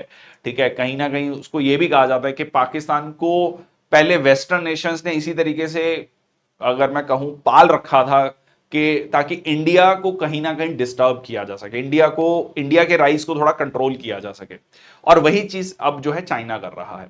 तो ये जो है एक बड़ा इंटरेस्टिंग है। तो ये, और इसके अलावा रशिया यूक्रेन वॉर चल रहा है, इजराइल हमास और इजराइल लेबनान वॉर चल रहा है मिडल ईस्ट में। तो इन सारे कंटेक्स्ट में बहुत ज्यादा इंपॉर्टेंट हो जाता है एससीओ समिट। ठीक है जी। सो इंडिया का ओपोजिशन रहा बेल्ट रोड इनिशिएटिव को। इंडिया एकमात्र ऐसा कंट्री है एससीओ में जो बेल्ट रोड इनिशिएटिव को जो है नेगेट करता है, to oppose China's belt road initiative. But SCO का जो जॉइंट कम्युनिक था उसमें सपोर्ट दिया गया चाइना के बेल्ट रोड इनिशिएटिव को। इसके अलावा जो है क्रिटिसिज्म ऑन वेस्टर्न सैंक्शंस, हाँ ये बात कही गई कि जो वेस्टर्न सैंक्शंस हैं वो जो है नहीं होने चाहिए, उसको क्रिटिसाइज किया गया जो रशिया और ईरान पर वेस्टर्न सैंक्शंस लगाए गए हैं, which were deemed harmful to international trade and economic relations. इसके अलावा कि इंडिया और पाकिस्तान में पोटेंशियल क्रिकेटाइज हो सकते हैं, अब इसको लेकर कोई ऑफिशियल नहीं बताया गया कि हाँ चलो मतलब क्रिकेट भी ऐसा हो गया कि जब रिलेशन सुधारने की बात आती है तो चलो पहले क्रिकेट मैच करा देते हैं, थोड़ा सा मतलब थोड़ा सा स्पोर्ट्स डिप्लोमेसी कह लीजिए, ट्रैक टू डिप्लोमेसी कह लीजिए। So India stance on cross border activities, तो ये जो है बड़ा बेहतरीन शब्दों में इसको रखा गया। पाकिस्तान का नाम नहीं लिया गया बट सीधा सीधा कहा गया कि if activities across the borders are characterised by terrorism, extremism and separatism, they are hardly likely to encourage trade, energy flows, connectivity and people to people exchanges। मतलब सीधा सीधा पाकिस्तान को कहा गया कि अगर आप जो है बॉर्डर पार से जो है आतंकवाद को फैलाओगे, एक्सट्रीमिज्म को फैलाओगे, तो आप ये मत एक्सपेक्ट करो कि फिर हमारे ट्रेड रिलेशंस होंगे, energy flows, connectivity, people to people ties. ठीक है जी। तो बेल्ट रोड इनिशिएटिव क्या है, या one belt one road initiative क्या है? देखो चाइना जो है ना, जो एंशिएंट सिल्क रोड रूट है उसको रिवाइव करना चाहता है। इसके अलावा वो चाहता है कि सी रूट के थ्रू भी जो है वेस्ट एशिया और फर्दर यूरोप के साथ कनेक्ट हो। मकसद बहुत क्लियर है, चाइना अपनी इकोनॉमी को बूस्ट देना चाहता है, ट्रेड को बढ़ावा देना चाहता है कि चाइना की जो मैन्युफैक्चरिंग है उससे जो सामान है वो बहुत तेजी से वेस्टर्न नेशंस में पहुंचे। But recently China is facing the heat. China की इकोनॉमी की जो ग्रोथ है वो थोड़ा सा स्लगिश ग्रोथ हुई है। इंडिया की ग्रोथ 7% प्लस चल रही है बट चाइना की ग्रोथ थोड़ी सी कम हुई है। तो ये है आपका one belt road initiative. Future अगर हम प्रॉस्पेक्ट्स और चैलेंजेस की बात करें तो मेंबरशिप बढ़ी है, ईरान और बेलारूस इसके मेंबर बने हैं और डाइवर्स इंटरेस्ट को बैलेंस करने की कोशिश की जा रही है। जैसे कि आप कह सकते हैं कि एक तरफ बीआरआई है, इंडिया भी है, पाकिस्तान भी है, चाइना भी है, तो बहुत सारे डाइवर्स कंफ्लिक्टिंग इंटरेस्ट है मेंबर स्टेट्स के, तो उनको कैसे बैलेंस करना और उसको उनके कंबाइंड इंटरेस्ट को विजावी वेस्टर्न नेशंस के इंटरेस्ट के साथ एड्रेसिंग रीजनल सिक्योरिटी। ठीक है, particularly in Central Asia with regard to Afghanistan. Central Asian countries का ये कंसर्न है कि अफगानिस्तान स्टेबल होना चाहिए, क्योंकि अगर अफगानिस्तान स्टेबल नहीं होगा तो सीधा सीधा नुकसान होगा सेंट्रल एशियन कंट्रीज को, क्योंकि कोई एक देश जब अनस्टेबल होता है तो उसके आसपास के देशों को भी उसका नुकसान झेलने को मिलता है, मतलब झेलना पड़ता है। इकोनॉमिक इंटीग्रेशन, ये एक बहुत इंपॉर्टेंट है कि किस तरीके से जो शंघाई कोऑपरेशन ऑर्गेनाइजेशन के जो देश हैं वो आपस में उनका एक रिलेशन बढ़े और उनका कॉपरेशन, इकोनॉमिक कॉपरेशन बढ़े। तो ये सीधा सीधा वेस्ट की जो डोमिनेंस है, डॉलर की जो डोमिनेंस है, उसको काउंटर करना। अगर शंघाई कॉपरेशन ऑर्गेनाइजेशन की बात करें तो 1996 में शंघाई 5 इमर्जेस। 1991 में यूएसएसआर का डिसइंटीग्रेशन हुआ, रशिया और 15 देश बने। अब शंघाई 5 इमर्ज हुआ from a series of border demarcation, demilitarisation between the 4 Soviet republics, जैसे कि Russia, Kazakhstan, Kyrgyzstan and Tajikistan और चाइना, कि ये 5 देश मिलकर जो है बॉर्डर को ठीक करें अपने और एक दूसरे के साथ ट्रेड को बढ़ाएं। ठीक है। फिर 2001 में जब इसमें उज्बेकिस्तान ऐड हुआ तो इसका नाम जो है शंघाई 5 की जगह शंघाई कॉपरेशन ऑर्गेनाइजेशन रखा गया। फिर करंट में अगर हम देखें तो इंडिया 2017 में इंडिया पाकिस्तान इसमें ऐड हुआ। अभी हमने देखा कि इसमें ईरान और बेलारूस ऐड हुआ। ठीक है जी। तो ये इस तरीके से जो है इसका एक्सपेंशन जो है रीसेंट टाइम में हुआ है। इसका एक ट्रिक है, आई पिक तुर्कमेनिस्तान। ठीक है जी। जो है बिग तुर्कमेनिस्तान ऐसे भी कर सकते हो क्योंकि बी से बेलारूस भी आ चुका है इसमें। ठीक है, इसमें इसमें आप बेलारूस भी ऐड करोगे। ठीक है। सो आई से हो गया इंडिया, पी से हो गया पाकिस्तान, आई से हो गया ईरान, सी से हो गया चाइना, के से हो गया कजाकिस्तान। ठीक है। अब याद रखना कि तुर्कमेनिस्तान लिखा है पर तुर्कमेनिस्तान ही नहीं है इसमें। ठीक है, ये थोड़ा कंफ्यूजन ना हो, क्योंकि टी से जो है क्या है, तजाकिस्तान है, यू से उज्बेकिस्तान, आर से रशिया और के से किर्गिस्तान। ठीक है, तो कजाकिस्तान है, किर्गिस्तान है, उज्बेकिस्तान है, तजाकिस्तान है, तुर्कमेनिस्तान ही नहीं है। ट्रिक में तुर्कमेनिस्तान है पर एक्चुअल में नहीं है। और इसमें एक आपका बेलारूस भी ऐड हो गया। ठीक है, बेलारूस भी ऐड हो गया। तो इसमें आप कह सकते हैं कि आई पिक बिग तुर्कमेनिस्तान। मतलब क्या हुआ कि मैं घूमने गया तो मैंने तुर्कमेनिस्तान को चुना, ठीक है, घूमने के लिए। ओके, नेक्स्ट आपका Azores island, a milestone in marine conservation. So पुर्तगाल का जो अजोर्स आइलैंड है, तो यहां पर अगर आप अजोर आइलैंड को देखेंगे, ये रहा आपका दुनिया का मैप, ये रहा आपका अफ्रीका कॉन्टिनेंट, ये यूरोप रहा, ये बिल्कुल अटलांटिक ओशन में थोड़ा सेंटर में जाकर आपको अजोर आइलैंड देखने को मिलता है। सो पुर्तगाल की ये टेरिटरी है और set up the largest marine protected area in the north Atlantic. So the regional assembly of Portugal Azores island ने अप्रूव किया the creation of largest protected marine area in the north Atlantic to reach the international conservation goal. ठीक है, international conservation goals को ध्यान में रखते हुए उन्होंने ये मतलब यहाँ का जो स्थानीय कह लीजिए पार्लियामेंट है, उन्होंने ये इस चीज को अप्रूव कर दिया है। ज्योग्राफिकल कंटेक्स्ट की बात करें, सो ग्रुप ऑफ 9 आइलैंड्स इसमें आते हैं और they are of volcanic origin with some volcanoes now inactive. They are a part of autonomous regions of Azores. ठीक है, एक ऑटोनोमस रीजन है पर ओवरऑल पुर्तगाल की टेरिटरी है। तो इन्वायरमेंटल इंपैक्ट, क्योंकि समुद्र में है, सी लेवल राइज हो रहा है, तो यहां पर जो है global efforts in protecting this marine environment. Okay, next आपका इंट्रोडक्शन टू सऊदीज मुसानेद प्लेटफॉर्म। ठीक है, मुसानेद प्लेटफॉर्म। सो ये मुसानेद प्लेटफॉर्म क्यों लॉन्च किया गया है सऊदी अरेबिया के द्वारा और क्या है ये प्लेटफॉर्म, चलो देखते हैं। सो टू इंश्योर वेज प्रोटेक्शन, देखो बहुत सारे ना इंडिया, पाकिस्तान, बांग्लादेश, ठीक है, इन देशों के बहुत सारे लोग जो है सऊदी अरेबिया में जाकर काम करते हैं। ठीक है, वेस्ट एशिया में जाके काम करते हैं, तो उनका वहां पर एक्सप्लॉयटेशन ना हो, उनको फेयर वेजेस मिले वहां के कानून के अकॉर्डिंग, और उनका एक्सप्लॉयटेशन ना हो, तो उसको लेकर ये प्लेटफॉर्म बनाया गया है। तो इससे जैसे हमारे देश के बहुत सारे नागरिक वहां जाके काम कर रहे हैं, तो उनकी सही तरीके से पहचान, वो मतलब वो क्या कर रहे हैं, कहां पर हैं, ठीक हैं, कोई उनको दिक्कत नहीं आ रही, तो इससे भारत सरकार को भी फायदा होगा और वहां की सरकार के लिए भी एक पॉलिसी, मतलब जो है वो एक ऐप बना रहे हैं उसको लेकर, वो भी उसको मॉनिटर कर पाएंगे। To ensure wage protection, human rights of expat workers, it is a digital platform launch by Saudi Arabia. So under this platform foreign workers in the domestic household work sector can check the existing employment contract, कि उनका employment contract कितना है। मतलब वहां के अगर मान लीजिए इंडियन कोई सिटीजन वहां जाकर जॉब करना चाहता है, तो वहां के लोगों के लिए भी आसान हो जाएगा कि आपका कॉन्ट्रैक्ट कितने का है, वर्क कॉन्ट्रैक्ट, मतलब जो भी आपको 2 साल का वीजा मिला था, भाई 1 साल इनका कंप्लीट हो गया या 1.5 साल कंप्लीट हो गया, मतलब 6 महीने बचे हैं, तो उस तरीके से जो जॉब देने वाला है उसको पता है कि कितने समय तक यहां रह सकता है। Follow updates in a dedicated Musaned labour app. So इससे एम्बेसी को एक्सेस भी मिलेगा। So system allows foreign embassies to have a view access to on the system of all the details related to their citizens in Saudi Arabia.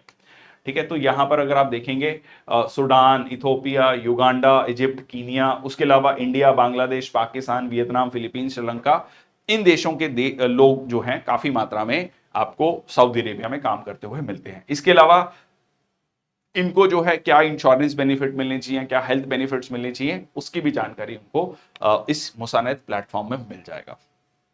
तो कुल मिला के human right protection, wage protection और contract की transparency, ये सारे features इस मुसानद platform में होंगे। ठीक है, तो मूसा भाई से आप याद रख सकते हो, मूसा भाई सऊदी अरेबिया। ठीक है, ओके, नेक्स्ट आपका India Colombia audio visual production agreement. So India Colombia South America में, ठीक है जी, तो मकसद ये है फिल्म इंडस्ट्री के बीच में पार्टनरशिप बढ़े। Colombia is the 17th country जिसके साथ इंडिया ने ये एग्रीमेंट साइन किया है।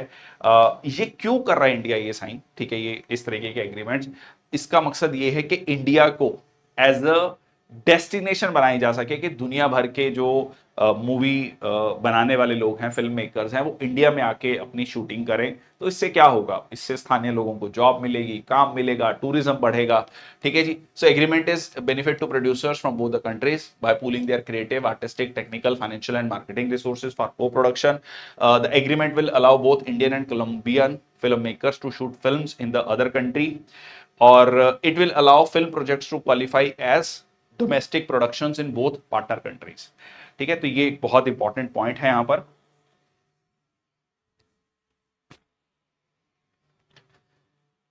और इससे इंडियन फिल्म मेकर्स को जो है साउथ अमेरिकन मार्केट को जो है कैप्चर करने का भी मौका मिलेगा। ठीक है, एडिशनल इसके बेनिफिट्स क्या है, financial assistance, broadcast quotas, films will be eligible for inclusion in domestic. तो वहां के बेसिकली क्या होता है ना, हर देश ने एक कोटा रखा है। ठीक है, तो हमारी मूवीज जब मान लो साउथ अमेरिका में दिखाई जा रही हैं डबिंग करके, तो ऑब्वियसली हमारी मूवीज का बिजनेस बढ़ेगा। टैक्स इंसेंटिव्स और promoting of India, so that's a broader vision. The agreement will help promote India as a film location worldwide, boosting employment and country's soft power. ठीक है जी। चलिए आगे चलते हैं। Jorge Enrique Rojas Rodriguez visit to India. So vice minister of foreign affairs of Colombia वो भारत आते हैं और वहीं पर ये सारी चीजें साइन की जाती हैं। ठीक है, इंडियन इंडस्ट्री पे इसका इंपैक्ट क्या होगा, कोलैबोरेशन बढ़ेगा, मार्केट एक्सपेंशन होगा, स्किल एक्सचेंज होगा, सॉफ्ट पावर एनहांसमेंट, ये हम ऑलरेडी डिस्कस कर चुके हैं। चलो नेक्स्ट आपका India's humanitarian assistance to Lebanon. So India ने ह्यूमैनिटेरियन मानवीय सहायता भेजी है लेबनान में। ठीक है, in the form of 33 tons of medical supplies. First tranche of 11 tons of medical supply जो है डिस्पैच की गई है। Comprises a wide range of pharmaceutical products जिसमें कार्डियोवास्कुलर मेडिकेशन है, non steroidal, anti inflammatory drugs हैं, एंटी इन्फ्लेमेटरी एजेंट्स, एंटीबायोटिक्स और anaesthetics हैं। तो ये कहीं ना कहीं एक मानवीय सहायता के रूप में भारत के द्वारा जो है वहां पर भेजा गया to crucial medical aid to countries in need. Next आपका India support to Papua New Guinea. So dispatch of medical equipment, first consignment of 12 haemodialysis machines with portable RO units जो है वहां पर भेजे गए हैं। ठीक है, fulfilling the FIPIC 3 summit commitment. अब ये फिपिक क्या है, ये इंपॉर्टेंट है। ठीक है, फिपिक्स जो कमिटमेंट है भारत की वो यहां पर हमने पूरी की है। फिपिक है आपका forum of India Pacific islands corporation. So ये एक मल्टीनेशनल ग्रुपिंग है, डेवलप की गई 2014 में for corporation between Republic of India और जो 14 पैसिफिक आइलैंड ग्रुप नेशंस हैं, ये छोटे छोटे जो आइलैंड कह लीजिए कंट्रीज हैं, इनके बीच में। The group include Cook Island, Fiji, Kiribati, Marshall Islands, Federal States of Micronesia, Nauru, New Samoa, Solomon Islands, Palau, Papua New Guinea, Tonga, Tuvalu, Vanuatu. तो ये एक कह लीजिए डेवलपिंग कंट्रीज हैं या अंडर डेवलप्ड कंट्रीज हैं मोस्टली, और जो है पैसिफिक आइलैंड्स में हैं। तो यहां पर जो है एक फिपिक एग्रीमेंट है, forum for India Pacific operation, बहुत इंपॉर्टेंट। उसके तहत जो है हमने पपुआ न्यू गिनी को जो है सहायता भेजी है। चलिए आगे चलते हैं इकोनॉमी न्यूज में। इकोनॉमी न्यूज में पहला है डब्ल्यूटीओ का ट्रेड ग्रोथ फॉरकास्ट। अब डब्ल्यूटीओ ने यह कहा है कि ट्रेड में जो ग्रोथ है वो थोड़ी सी स्लो डाउन होगी। ठीक है, projection of world merchandise trade growth to 3% in 2025। पहले का जो टारगेट था from its earlier estimate of 3.3%, तो दुनिया में ट्रेड कम होगा, जो कि not a good sign for the world. क्योंकि अगर ट्रेड कम होगा तो इकोनॉमी ग्रोथ कम होगी, जीडीपी ग्रोथ रेट कम होगी। इसका रीजन उन्होंने मेनली बताया है कि जो एक कन्फ्लिक्ट चल रहा है, रशिया यूक्रेन है, इजराइल हमास, इजराइल लेबनान जो है युद्ध चल रहा है। ठीक है, सो रिवाइज्ड अब upwards its forecast for merchandise trade growth to 2.7%। So इसके पीछे जैसे वेस्ट एशिया, ठीक है, एशिया लीड्स एक्सपोर्ट ग्रोथ, और यूरोप में आपको स्लो डाउन देखने को मिल रहा है। ठीक है, so geopolitical tension and diverging monetary policies, ये इसके पीछे जो है कहीं ना कहीं एक है। और दूसरा ये भी है, दुनिया के देश ना जो ग्लोबलाइजेशन की जो बात की जाती थी, अब कहा जा रहा है डी ग्लोबलाइजेशन, कि मतलब वो कहीं ना कहीं इनवर्ड देख रहे हैं, ज्यादा वो चाह रहे हैं कि दूसरे देशों से इंपोर्ट कम किया जाए। ठीक है, सो रिस्क एंड कंसर्न्स, सो उन्होंने बताया कि लेटेस्ट बायएनुअल ट्रेड आउटलुक में ये बात कही गई कि रीजनल कॉन्फ्लिक्ट्स, जियोपॉलिटिकल टेंशंस और पॉलिसी अनसर्टेनिटी की वजह से ही ये आपको डिसरप्शंस देखने को मिल रही हैं। ये आप देख सकते हैं। So real GDP growth at market exchange rates, तो ये जो है ये 2021 में इतना क्यों बढ़ा? 2021 में क्योंकि 2020 में नेगेटिव में था, तो बेस ईयर पिछले साल का होता है, पिछले साल के अकॉर्डिंग देखा जाता है कितना बढ़ा, तो इसलिए वो एकदम बढ़ा। पर आप यहां पर देखेंगे 2.7% ठीक है। इसके अलावा अगर मर्केंडाइज ट्रेड मतलब गुड्स का जो ट्रेड है, तो यहां पर आप देखेंगे बीच में कम हुआ, बिकॉज 2022 के बाद जो है हमने देखा कि जो रशिया ने अटैक किया, ठीक है, फिर जो है धीरे धीरे ये बढ़ा है, but still it is not up to that level जो कि पहले प्री कोविड लेवल था। रीसेंट ट्रेड परफॉर्मेंस की अगर हम बात करें फर्स्ट हाफ ऑफ 2024, ठीक है, 2.3% ऑन ईयर बेसिस। 2023 में ट्रेड स्लम्प देखने को मिला, driven by high inflation and rising interest rates और रीजनल वेरिएशंस। एशिया जो है एक्सपोर्ट ग्रोथ को लीड कर रहा है। ओके, नेक्स्ट आपका इंडिया पायनियरिंग रूपी डिनोमिनेटेड लाइन ऑफ क्रेडिट। ये बड़ा इंटरेस्टिंग है। क्यों? देखिए, अभी तक जो हम पैसा देते थे ना, एक एक कंसेप्ट है जो मैं कई बार, अगर आप वीकली करंट अफेयर्स को रेगुलरली अटेंड कर रहे हैं तो एक वर्ड आपको पता होगा, डी डॉलराइजेशन। ठीक है, डी डॉलराइजेशन का मकसद ये है कि किस तरीके से डॉलर की डोमिनेंस को कम किया जाए। ठीक है, डॉलर और होना शुरू हो चुका है ऑलरेडी। अभी ब्रिक्स की मीटिंग हुई, तो ब्रिक्स की मीटिंग में भी यही कहा गया कि लोकल करेंसीज को यूज किया जाए। अब इंडिया ने इसी स्टेप में एक और स्टेप क्या लिया है कि दुनिया के बाकी देशों को जब हम लाइन ऑफ क्रेडिट है, एक तरीके से लोन दे रहे हैं उनको, ठीक है, बहुत कम इंटरेस्ट रेट्स पे लोन दे रहे हैं या सॉफ्ट लोन्स दे रहे हैं, जीरो इंटरेस्ट रेट पे या बहुत कम इंटरेस्ट रेट पे जब पैसा दिया जाता है। एक होता है ग्रांट होती है जब आप पैसा दे दिया, लोन नहीं है, वो एक सहायता है। ठीक है, लाइन ऑफ क्रेडिट जो है वो डॉलर्स में ना देकर रुपी में दे रहे हैं, बहुत इंपॉर्टेंट है। ठीक है, पहले आप पैसा दे रहे थे डॉलर्स में, क्या 200 मिलियन डॉलर दे दिए, 300 मिलियन, 500 मिलियन डॉलर दे दिए, अब आप कह रहे हैं रुपी देंगे हम आपको। ठीक है, और वो रुपी कैसे होगा एडजस्ट? जो हमारा ट्रेड हो रहा है उसके साथ। ठीक है, so India has extended a new line of credit amounting to 487 crore, ठीक है, to the government of Mauritius for its financing of water pipeline replacement project. ये पहला rupee denominated line of credit है to have been extended by India for project financing to any country. ठीक है, वहां के project को finance करने के लिए 487 करोड़ रुपीस दिए गए हैं। ठीक है, under the Indian development and economic assistance scheme. जैसे यूएस की स्कीम होती थी यूनाइटेड स्टेट्स एड करके, क्योंकि यूनाइटेड स्टेट्स एड दे रहा है, अब इंडिया भी कह लीजिए हमारे जो पार्टनर कंट्रीज हैं, छोटे देश हैं, उनको एड दे रहा है एक तरीके से। ये बहुत इंपॉर्टेंट है और इंडियन रुपीज में दे रहा है। So envisages replacement of nearly 100 kilometre of obsolete water pipeline. तो एक पाइपलाइन प्रोजेक्ट है मॉरिशस में, उसको ठीक करने की बात है। एंड जैसे मैंने आपको कहा, ये डी डॉलराइजेशन का ही एक इंपैक्ट है। नेक्स्ट आपका इंडिया का फॉरेक्स रिजर्व में एक सिग्निफिकेंट ड्रॉप आया। ये वैसे ये थोड़ा सा मिसलीडिंग है ये स्टेट, मतलब हेडलाइन मिसलीडिंग क्यों है? क्योंकि इंडिया का forex reserve all time high चल रहा है, 700 बिलियन डॉलर पहली बार अचीव किया हमने। ठीक है, सो इंटरेस्टिंग है, हमने एंड ऑफ सितंबर में 704 तक भी पहुंचे, बट फिर वो जो है डिक्रीज हुआ अराउंड 10 बिलियन डॉलर्स। ये इट्स नॉट लाइक कोई बहुत ज्यादा चिंता की बात नहीं है। ठीक है, ये इट हैपेंस। बट यहां पर जो इंपॉर्टेंट पॉइंट ये है कि हमारा फॉरेक्स रिजर्व अगर आप देखोगे, सो अप्रैल 2007 में, ठीक है, सो कितना टाइम हुआ है आप मान के चलिए 17 ईयर्स में। सो फॉरेक्स रिजर्व इज 3.5 टाइम्स, लगातार बढ़ता जा रहा है। इंडिया का फॉरेक्स रिजर्व की अगर मैं बात करूं, it is approximately double the economy, more than double the economy of Pakistan. ठीक है, तो ये एक इंटरेस्टिंग है कि इतना तो हमारे कह लीजिए खजाने में पड़ा हुआ है, सेव है। ठीक है, सो ये और एक आप उसमें 1991 का भी समय जोड़ लीजिए, जिस समय पर हमारे पास 15 दिन का, कई कई जगह लिखा जाता है 10 दिन का ही था, किसी जगह 15 दिन, चलो 15 दिन मान लेते हैं, 20 दिन मान लेते हैं, इतना इतना ही इंपोर्ट का पैसा बचा था हमारे पास। ठीक है, फॉरेक्स रिजर्व्स में फॉरेन एक्सचेंज रिजर्व्स कहा जाता है इसे। और इसमें गोल्ड आता है, इसमें फॉरेन करेंसीज आती हैं, इसमें स्पेशल ड्राइंग राइट्स आता है। ठीक है, तो ये सारी चीजें आती हैं। अब ये कंफर्टेबल पोजीशन है, ये भी चीज शो करता है कि हमारी इकोनॉमी काफी स्टेबल उसमें चल रही है। रैंक एंड इंडेक्सेस की अगर हम बात करें, ग्लोबल हंगर इंडेक्स, यहां पर जब बात आती है तो एक क्वेश्चन मार्क लग जाता है कहीं ना कहीं। इंडिया का जो रैंक है 105th है आउट ऑफ 127 कंट्रीज। सीरियस है। Child stunting and mall nutrition rates, ये एक बहुत ही, अब देखो इसमें ना दो तीन चीजें हैं, स्टंटिंग होता है, एक वेस्टिंग होता है। इसको भी हम समझेंगे कि स्टंटिंग वेस्टिंग क्या होता है। और साउथ एशियन नेबर्स जो हैं हमारे, वो भी हमसे ज्यादा बेटर परफॉर्म कर रहे हैं। ठीक है। So GHI global hunger index एक मेजर है, एक टूल है to measure and track hunger globally. Is based on indicators like undernourishment, child stunting, child wasting and child mortality.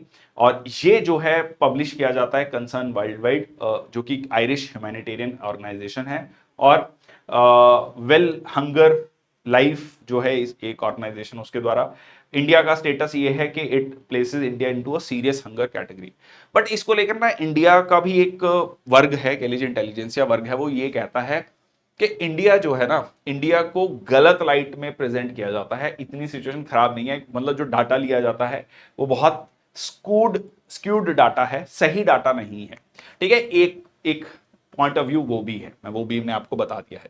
Mall nutrition comes in many form. Stunting, stunt को समझ लो छोटा। ठीक है। So people are too short for their age, जो कहते हैं ना हम, इसकी एज अपनी एज के अकॉर्डिंग, बच्चे की एज कम रह गई। आप बच्चे को 4 साल 5 साल के बच्चे को जब भी डॉक्टर, इवन छोटे बच्चे को भी, 1 साल के बच्चे को भी ले जाया जाता तो दो चीजें चेक करते हैं डॉक्टर। एक तो उसकी हाइट चेक करते हैं, ठीक है, कि कितनी हाइट है, और उसका वेट कितना है। तो एक रेंज होती है कि इससे इस रेंज में अगर उसका हाइट है, इससे इस रेंज में उसका वेट है, दैट मीन्स इट्स ओके। उससे ज्यादा कम है, that that becomes an issue, खासकर कम है अगर। ठीक है। वेस्टिंग क्या है? People are too thin for their height. इसको ऐसे याद रख लो कि बहुत सारे लोग ना खाना वेस्ट कर रहे हैं।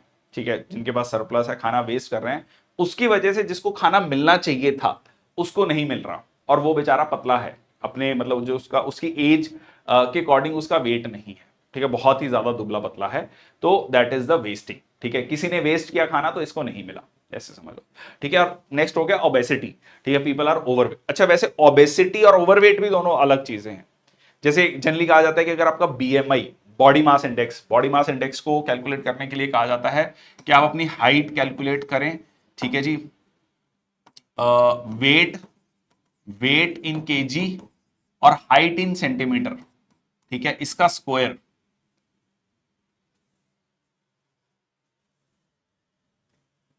Height in metre, sorry. ठीक है। Height in metres. ठीक है। तो उसका स्क्वायर, ठीक है, तो वो जो कितना आएगा, जैसे कि आई स्टिल रिमेंबर, ठीक है, 78 kg। ठीक है। 1.77 का स्क्वायर। ठीक है। तो इस तरीके से आप इसको कैलकुलेट कर लो, जो भी आएगा। ठीक है।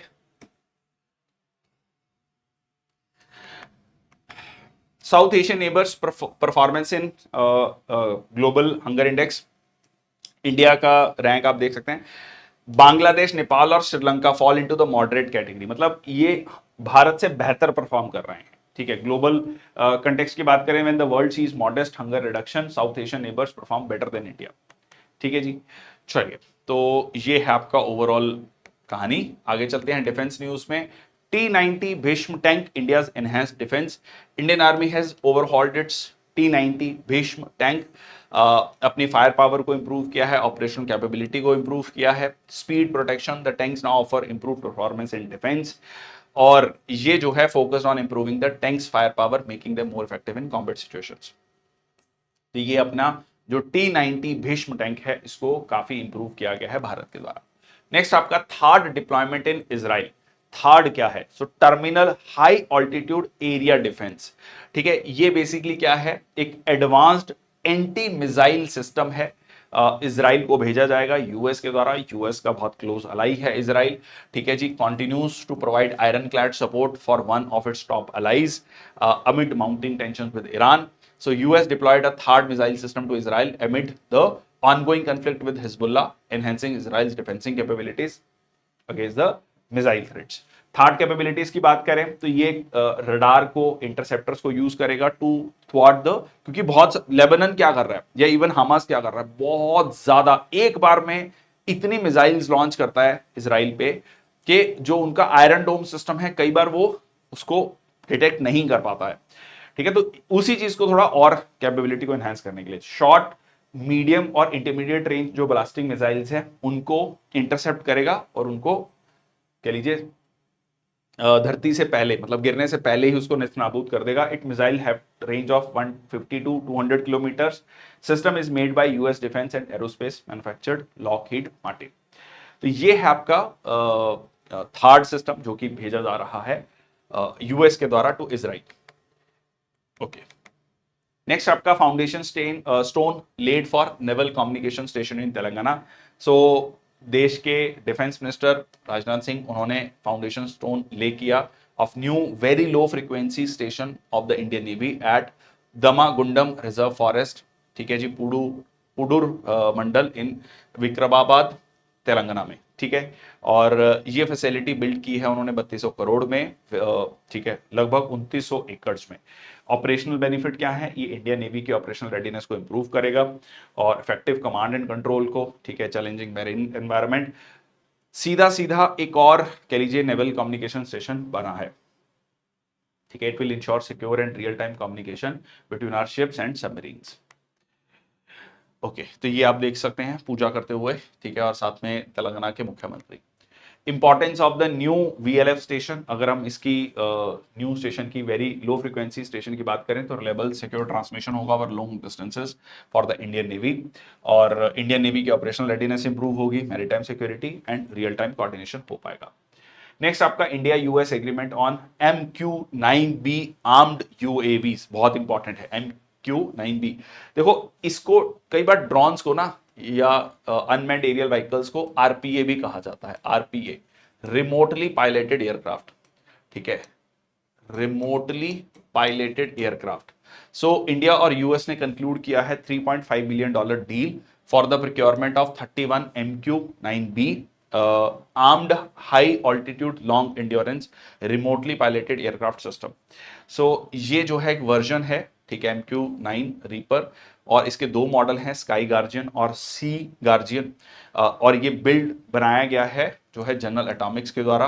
This drone can fly over 40,000 feet height. देखो इसमें ना कैटेगरी होती है hello, high altitude long endurance, ठीक है, हाई ऑल्टीट्यूड ये रहा हेल, ठीक है, हाई ऑल्टीट्यूड लॉन्ग एंड्योरेंस, और ये हेल है, और एक मेल होता है, नॉट फीमेल और मेल वाला मेल, ये मीडियम ऑल्टीट्यूड लॉन्ग एंड्योरेंस होता है, ठीक है। तो ये क्या है, हेल है, जो कि सबसे एडवांस्ड टेक्नोलॉजी मानी जाती है, ठीक है। और इसमें और एक इंटरेस्टिंग फीचर्स क्या है, ऑटोमेटिक टेक ऑफ है, लैंडिंग है, और a system to avoid other objects, secure GPS है, इंक्रिप्टेड कम्युनिकेशन है। तो ये कह लीजिए सबको हेल्प करेगा। तो यहां पर हमने देखा कि इसमें दो मॉडल्स हैं, स्काई गार्जियन और सी गार्जियन। ये है आपका MQ-9B। नेक्स्ट आपका इंडियन कोस्ट गार्ड का Sagar Kavach exercise second edition 2024, so conducted its second edition of coastal security exercise Sagar Kavach, और conducted across the Gujarat and union territory of Daman and Diu.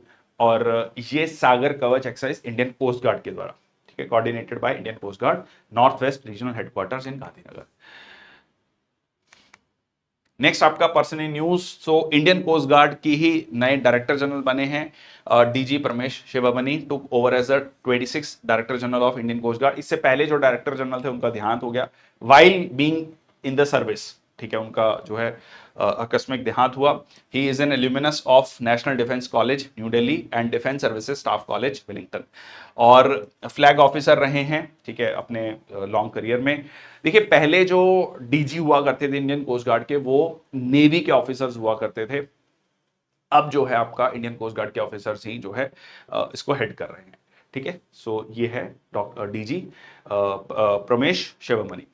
Next आपका next chief justice of India justice Sanjiv Khanna बनने जा रहे हैं। Basically इसमें एक process होता है कि सरकार जो है चीफ जस्टिस ऑफ इंडिया से पूछती है कि आप रेकमेंड करें। तो क्योंकि थर्ड जजेस केस में ये बहुत क्लियरली कहा गया था, सेकंड 3 जजेस केस हैं, फर्स्ट सेकंड थर्ड जजेस केस, तो उसमें कहा गया था कि जो सीनियर मोस्ट जज होंगे वही से चीफ जस्टिस ऑफ इंडिया बनेंगे। तो चीफ जस्टिस ऑफ, अब सीनियर मोस्ट कौन है, chief justice of India D Y Chandrachud के बाद जस्टिस संजीव खन्ना है, जो कि justice HR Khanna Supreme Court जज जो थे उनके ही नेफ्यू हैं, ठीक है। और दिल्ली में इनकी प्रैक्टिस रही है, दिल्ली यूनिवर्सिटी से पढ़े हैं, CLC लॉ कॉलेज से, और उसके बाद जो है इन्होंने अपनी प्रैक्टिस शुरू की डिस्ट्रिक्ट कोर्ट्स में, फिर हाई कोर्ट्स में, फिर दिल्ली हाई कोर्ट में रहे, और उसके बाद ये सुप्रीम कोर्ट में रहे। ठीक है जी, set to become the 51st CJI. और जो इनका करियर है मैंने आपको बताया इनके बारे में। ठीक है जी, so term case pertaining to the repeal of article 370, तो ये ऑब्वियसली ठीक है 2019 के बाद से सुप्रीम कोर्ट जज बने ये 2019 में, जनवरी 2019 में, और अब जो है चीफ जस्टिस ऑफ इंडिया बनने जा रहे हैं। नायब सिंह सैनी जो है मुख्यमंत्री बने हरियाणा के। ठीक है जी, हरियाणा में बीजेपी की सरकार बनी and he sworn in as a chief minister of Haryana for the second term. ठीक है, पहला जो टर्म था वो 6 महीने का ही था, क्योंकि जो उस समय मुख्यमंत्री थे मनोहर लाल खट्टर, उन्होंने इस्तीफा दिया, फिर वो उन्होंने लोकसभा के इलेक्शन लड़े, वो केंद्र में मंत्री हैं। अब यहाँ पर नायब सिंह सैनी कुरुक्षेत्र से आते हैं और जो है गवर्नर बंदारू दत्तात्रेय। ठीक है जी, और ये यहाँ पर उन्होंने शपथ ली। नेक्स्ट आपका अवार्ड्स एंड ऑनर्स की बात कर लेते हैं। नोबेल पीस प्राइज जो है वो दिया गया है निहोन हिडानक्यो को। ठीक है जी, ये बेसिकली क्या है, एक जापानीज ऑर्गेनाइजेशन है जिसका बेसिकली मकसद ये है कि दुनिया भर में जो न्यूक्लियर वेपन्स हैं वो खत्म हों, क्योंकि इन्होंने जो हिरोशिमा और नागासाकी के जो लोग हैं उनको लेकर ये काम करते हैं। ठीक है, वहां के जो सर्वाइवर्स हैं उनको लेकर काम करते हैं, और बताया है कि किस तरीके से आज भी उसका इंपैक्ट देखने को मिलता है। So the grass root movement of the atomic bomb survivors from Hiroshima and Nagasaki, also known as hibakusha, receiving the Peace Prize for its effort to achieve a world free of nuclear weapons and for demonstrating through witness testimony. Witnesses के testimony से पता लग रहा है कि nuclear weapons जो हैं वो कभी भी यूज नहीं होने चाहिए, मतलब उसके बारे में ये कहा, इनका ये मोटो है कि ये ऐसा होना चाहिए, मतलब तो ये इस ऑर्गेनाइजेशन को अभी हेड कर रहे हैं। और Nobel peace prize one of the 5 Nobel prizes established by the will of Swedish industrialist inventor Alfred Nobel, और वहीं से नोबेल प्राइज बनता है। और बाकी नोबेल प्राइज की अगर हम बात करें तो Nobel established prizes in chemistry, physics, physiology, medicine and literature. और फर्स्ट अवार्ड जो है वो दिया गया था 1901 में। ठीक है, has been awarded annually to individuals and organisation. Nobel peace prize के बारे में ये भी कहा जाता है कि इस कमेटी ने कई बार सोचा, इस पे डिसीजन लिया कि गांधी जी को नोबेल पीस प्राइज दिया जाए, but because of the pressure, इन्होंने बाद में एक्सेप्ट किया कि because of the pressure by the UK they never gave the Nobel peace prize to Gandhi ji. Next आपका इसरो के चेयरपर्सन एस सोमनाथ, उनको अवार्ड दिया गया है IAF world space award. IAF it is not Indian air force, it is the international astronautical federation के द्वारा जो है वर्ल्ड स्पेस अवार्ड दिया गया है, क्योंकि चंद्रयान 3 का जो सक्सेसफुल मिशन था उसको लेकर। द अवार्ड सेरेमनी ये इटली में हुई, celebrate India significant contribution to lunar exploration and its growing prominence in the global space community.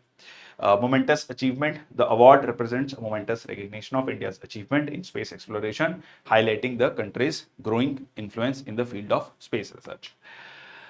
Next आपका स्पोर्ट्स न्यूज में Harmanpreet Singh most expensive buy हो गए हैं हॉकी इंडिया लीग में। इंडिया के कैप्टन हैं star drag flicker and captain Harmanpreet Singh emerged as the most expensive player. और Soorma hockey club ने सिक्योर किया है services of Indian captain for रूपिंग 75 लाख। अच्छा है, बट अगर आप क्रिकेट के मुकाबले में देखोगे तो ये नंबर्स बहुत कम है। बट द थिंग इज के अच्छी बात यह है कि बाकी हॉकी प्लेयर्स को भी ये मौका मिल रहा है इस तरीके की लीग्स खेलने का, इससे टैलेंट उभर कर आता है, एक विन विन सिचुएशन है, और कहीं ना कहीं एक ज्यादा अच्छा फाइनेंशियली जो प्लेयर्स हैं उनको सपोर्ट मिलता है। Auction details, a total of 54 players including 18 international stars went under the hammer।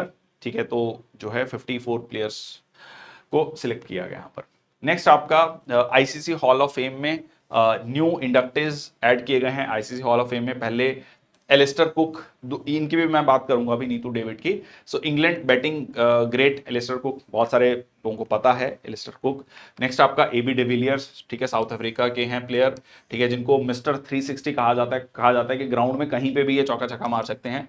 और नेक्स्ट आता है आपका नीतू डेविड, जो कि इंडिया की स्पिनर रही हैं, और अभी भी इनके पास बेस्ट फिगर है 8 कहते हैं ना 53 रन देकर 8 विकेटें ली है by women in individual test inning, becoming the only second female cricketer Indian cricketer from the country to be inducted into the ICC hall of fame. तो इनके बारे में थोड़ा सा डिटेल में देखते हैं। ICC hall of fame after former captain Diana Edulji ji, तो दूसरी भारतीय महिला क्रिकेटर बनी है जो आईसीसी हॉल ऑफ फेम में ऐड किया गया। 47-year-old David is the second highest wicket taker for India in ODIs cricket with 141 wickets, और she was the first female player from the country to claim 100 wickets in 50 over game, और अभी जो है वो chairperson है of the selector for Indian women team. Indian women team की selectors की chairperson है अभी, ठीक है। तो ये है नीतू डेविड। चलिए नेक्स्ट आपका science and tech news. Shakti sat mission जो है एम्पावर कर रहा है लड़कियों को स्पेस टेक्नोलॉजी में। ग्लोबल मिशन है जिसमें 12,000 लड़कियों को ट्रेन किया जाएगा across 108 countries on space technology, aiming for satellite launch under ISRO's Chandrayaan 4 mission, fostering international corporation in space exploration. जो राष्ट्रपति द्रौपदी मुर्मू हैं उन्होंने अनवील किया ऑफिशियल पोस्टर को of the Shakti sat in November 2024। Training programme मतलब अनवील करेंगे 2024 में, सॉरी। इस मिशन में 120 घंटे की ऑनलाइन ट्रेनिंग होगी for high school girl students, जिसमें 14 से 18 साल के बच्चियां होंगी, and to teach them about various aspects of space technology, payload development and spacecraft systems. Global participation है including the UK, UAE, Brazil, Kenya, Australia, ये सारे के सारे देश जो हैं इसमें पार्टिसिपेट करेंगे, ठीक है। तो टैलेंट्स को नर्चर करना है। 108 कंट्रीज के जो हैं लड़कियां 14 से 18 साल तक की, वो इसमें पार्टिसिपेट करने वाली हैं। नेक्स्ट आपका national tele mental health programme जो है लॉन्च किया गया था सरकार के द्वारा अक्टूबर 10, 2022 को। उसके 2 साल कंप्लीट हो गए हैं, जिसको टेली मानस कहा गया, tele mental health assistance and networking across states, क्योंकि ये देखा जा रहा है दुनिया भर में कि किस तरीके से जो मेंटल हेल्थ है उस पर एक कहीं ना कहीं फोकस बढ़ा है, अवेयरनेस बढ़ी है। एक बड़ा चैलेंज है, कोविड के बाद ये काफी ज्यादा बढ़कर आया। और सो एक फ्री हेल्पलाइन नंबर है 14416, available nation wide range of mental health services provide कर रहा है। और इस डिजिटल प्लेटफॉर्म से एक इंडिविजुअल जो है किसी भी समय पर फोन कर सकता है, काउंसलिंग ले सकता है, psychotherapy, psychiatric consultation and referral services including urgent care without barriers of distance, क्योंकि बहुत सारे लोग जो कह लीजिए गांव देहात में हैं, दूर दराज के इलाकों में हैं, छोटे शहरों में हैं, जहां साइकेट्रिक सर्विसेज अवेलेबल नहीं, और अगर हैं तो जाना एक बहुत बड़ा टैबू है, बहुत बड़ा टैबू है कि आप एक साइकेट्रिक के पास जा रहे हैं जो है, तो कहीं ना कहीं एक यहां पर जो है फोन करके आप बातचीत कर सकते हैं और अपना कह लीजिए आपको वहां पर काउंसलिंग मिलेगी। नेक्स्ट आपका 24/7 अवेलेबिलिटी, नेशन वाइड एक्सेस है, वीडियो कंसल्टेशन है यहां पर, ठीक है। ओके, सो नेक्स्ट आपका synthetic medical image a revolutionary approach, ये भी एक नई चीज उभर कर आई है। AI generated synthetic medical images. देखो एआई जनरेटेड इमेजेस जो जिसको हम जनरेटिव एआई कह रहे हैं आज के समय पर, ठीक है, जनरेटिव एआई, वहां पर एआई जनरेटेड मेडिकल इमेज बनाने की बात है। सो गैन, ऑटो इनकोडर्स, तो यहां पर मैं थोड़ा सा इसको डिटेल में डिस्कस कर लेता हूं। So compress real images into simpler forms, recreate them, providing improving image quality, और जो है सिंथेटिक इमेजेस बना के दे रहा है, while a discriminator distinguishes between real and fake images, आपको बता भी देगा कि कौन सी रियल और फेक इमेज है, leading to continuous improvement through competition, ठीक है जी। रियलिस्टिक इमेजेस बना रहा है। आप ऐसे समझो, अभी तक आपने जो है कुछ इस तरीके से जो है हमेशा से एक्सरे को देखा है, ये जो है कहीं ना कहीं बेटर क्लैरिटी दे रहा है। आप मतलब as a, if you are not a doctor, ठीक है, if you are not a medical professional, ठीक है, तो आपको कहीं ना कहीं एक बेटर इमेज दे रहा है। ये है मोटा मोटा, अगर आप सिंपल भाषा में समझें तो जो इमेजरी है, मेडिकल इमेजेस हैं, उसको बेटर कर देगा, ठीक है। उसमें आर्टिफिशियल इंटेलिजेंस का यूज कर रहे हैं हम, ठीक है। सो स्केलेबल सॉल्यूशंस हैं, benefit, ethical approach, cost effective, enhance privacy, but ये इसके नेगेटिव्स भी हैं, ठीक है। इसके नेगेटिव्स भी हैं कि बहुत लोगों का कहना है कि इसमें प्राइवेसी का इशू है, ठीक है। बट एप्लीकेशंस क्या है, medical diagnostics, health care research, AI models को ट्रेन कर सकते हैं, patient data protection, medical education, सब में कहीं ना कहीं ये बहुत ज्यादा हेल्प करेगा, ठीक है। यहां पर भी आप देख सकते हैं कि इस तरीके के थोड़ा सा जो कलर्ड इमेजेस हैं, बेटर इमेजेस आपको प्रोवाइड करेगा। ओके, सो नेक्स्ट आपका smart insulin, a breakthrough in the diabetes management. Scientist ने डेवलप किया है स्मार्ट इंसुलिन को। देखो इंसुलिन का रोल आता है जब जो है शुगर लेवल बढ़ जाता है। अब इसमें क्या होगा, इंसुलिन एक्टिव तभी होगा जब ब्लड शुगर लेवल हाई होगा। अगर ब्लड शुगर लेवल हाई नहीं हुआ और एक व्यक्ति ने रेगुलर इंसुलिन ले लिया तो लो शुगर हो जाता है। फिर ये भी एक प्रॉब्लम रहती है कि मान लो शुगर है बट शुगर बीच बीच में हाई होता है, ठीक है, और शुगर हाई नहीं है, नॉर्मल है, और इंसुलिन ले लिया तो शुगर डाउन हो गया, सिंपल भाषा में। तो ये तभी एक्टिवेट होगा, तभी रिलीज होगा जब आपकी बॉडी में शुगर बढ़ेगा, ठीक है, potentially reducing the risk of hypoglycaemia, ठीक है, ग्लाइसीमिया, हाइपोग्लाइसीमिया। हाइपो का मतलब होता है कम, हाइपर ज्यादा, हाइपो कम, तो अगेन द आइडिया कम जो है शुगर हो गया आपका। So improved management, smart insulin could revolutionise the diabetes treatment, offering more precise and automated blood sugar levels. Important days की अगर हम बात करें तो वर्ल्ड फूड डे, ठीक है, वर्ल्ड फूड डे 16 अक्टूबर 2024, और इसका पर्पस क्या है, promote awareness of hunger and action for the future of good people and the planet, ठीक है जी।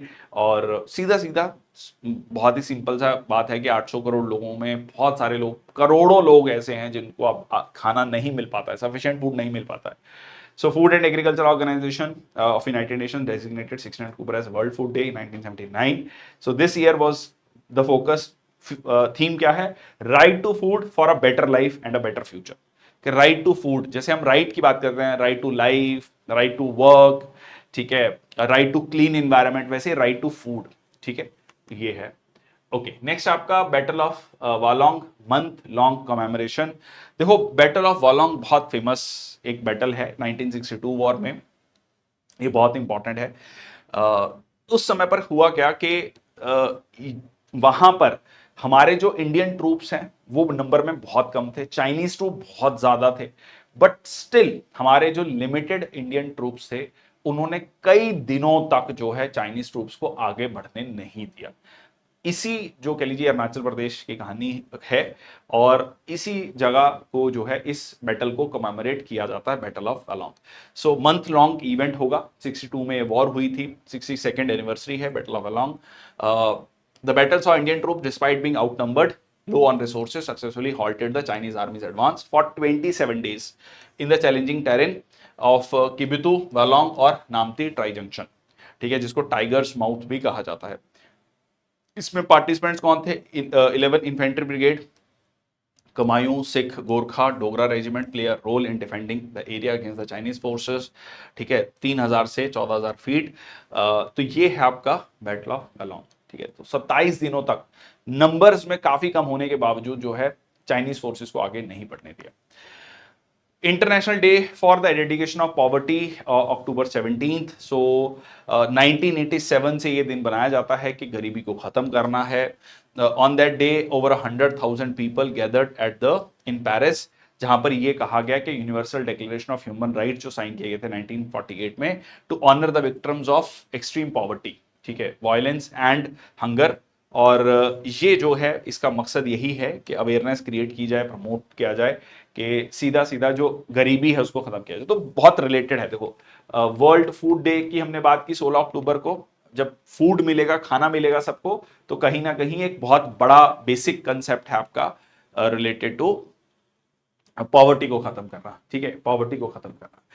तो चलिए ये है आज का सेशन, बहुत बहुत धन्यवाद, thank you so much. I hope these sessions are helping you. Please do let me know in the comment section box. It is very important to for you to let us know कि whether these sessions are helping you or not, ठीक है, क्योंकि हम कोशिश कर रहे हैं कि जो बहुत इंपॉर्टेंट न्यूज़ है, जो एग्जाम पॉइंट ऑफ व्यू के लिए इंपॉर्टेंट है, उन्हीं को हम जो है इस सेशंस में ऐड करें, ताकि बहुत सारे बच्चों को ये डाउट रहता है कि कितना पढ़ें, इतनी सारी न्यूज़ हैं, तो उसको कट शॉर्ट करके बिल्कुल एग्जाम ओरिएंटेड चीज़ों को लेकर आना, ठीक है, और इसको पढ़ें।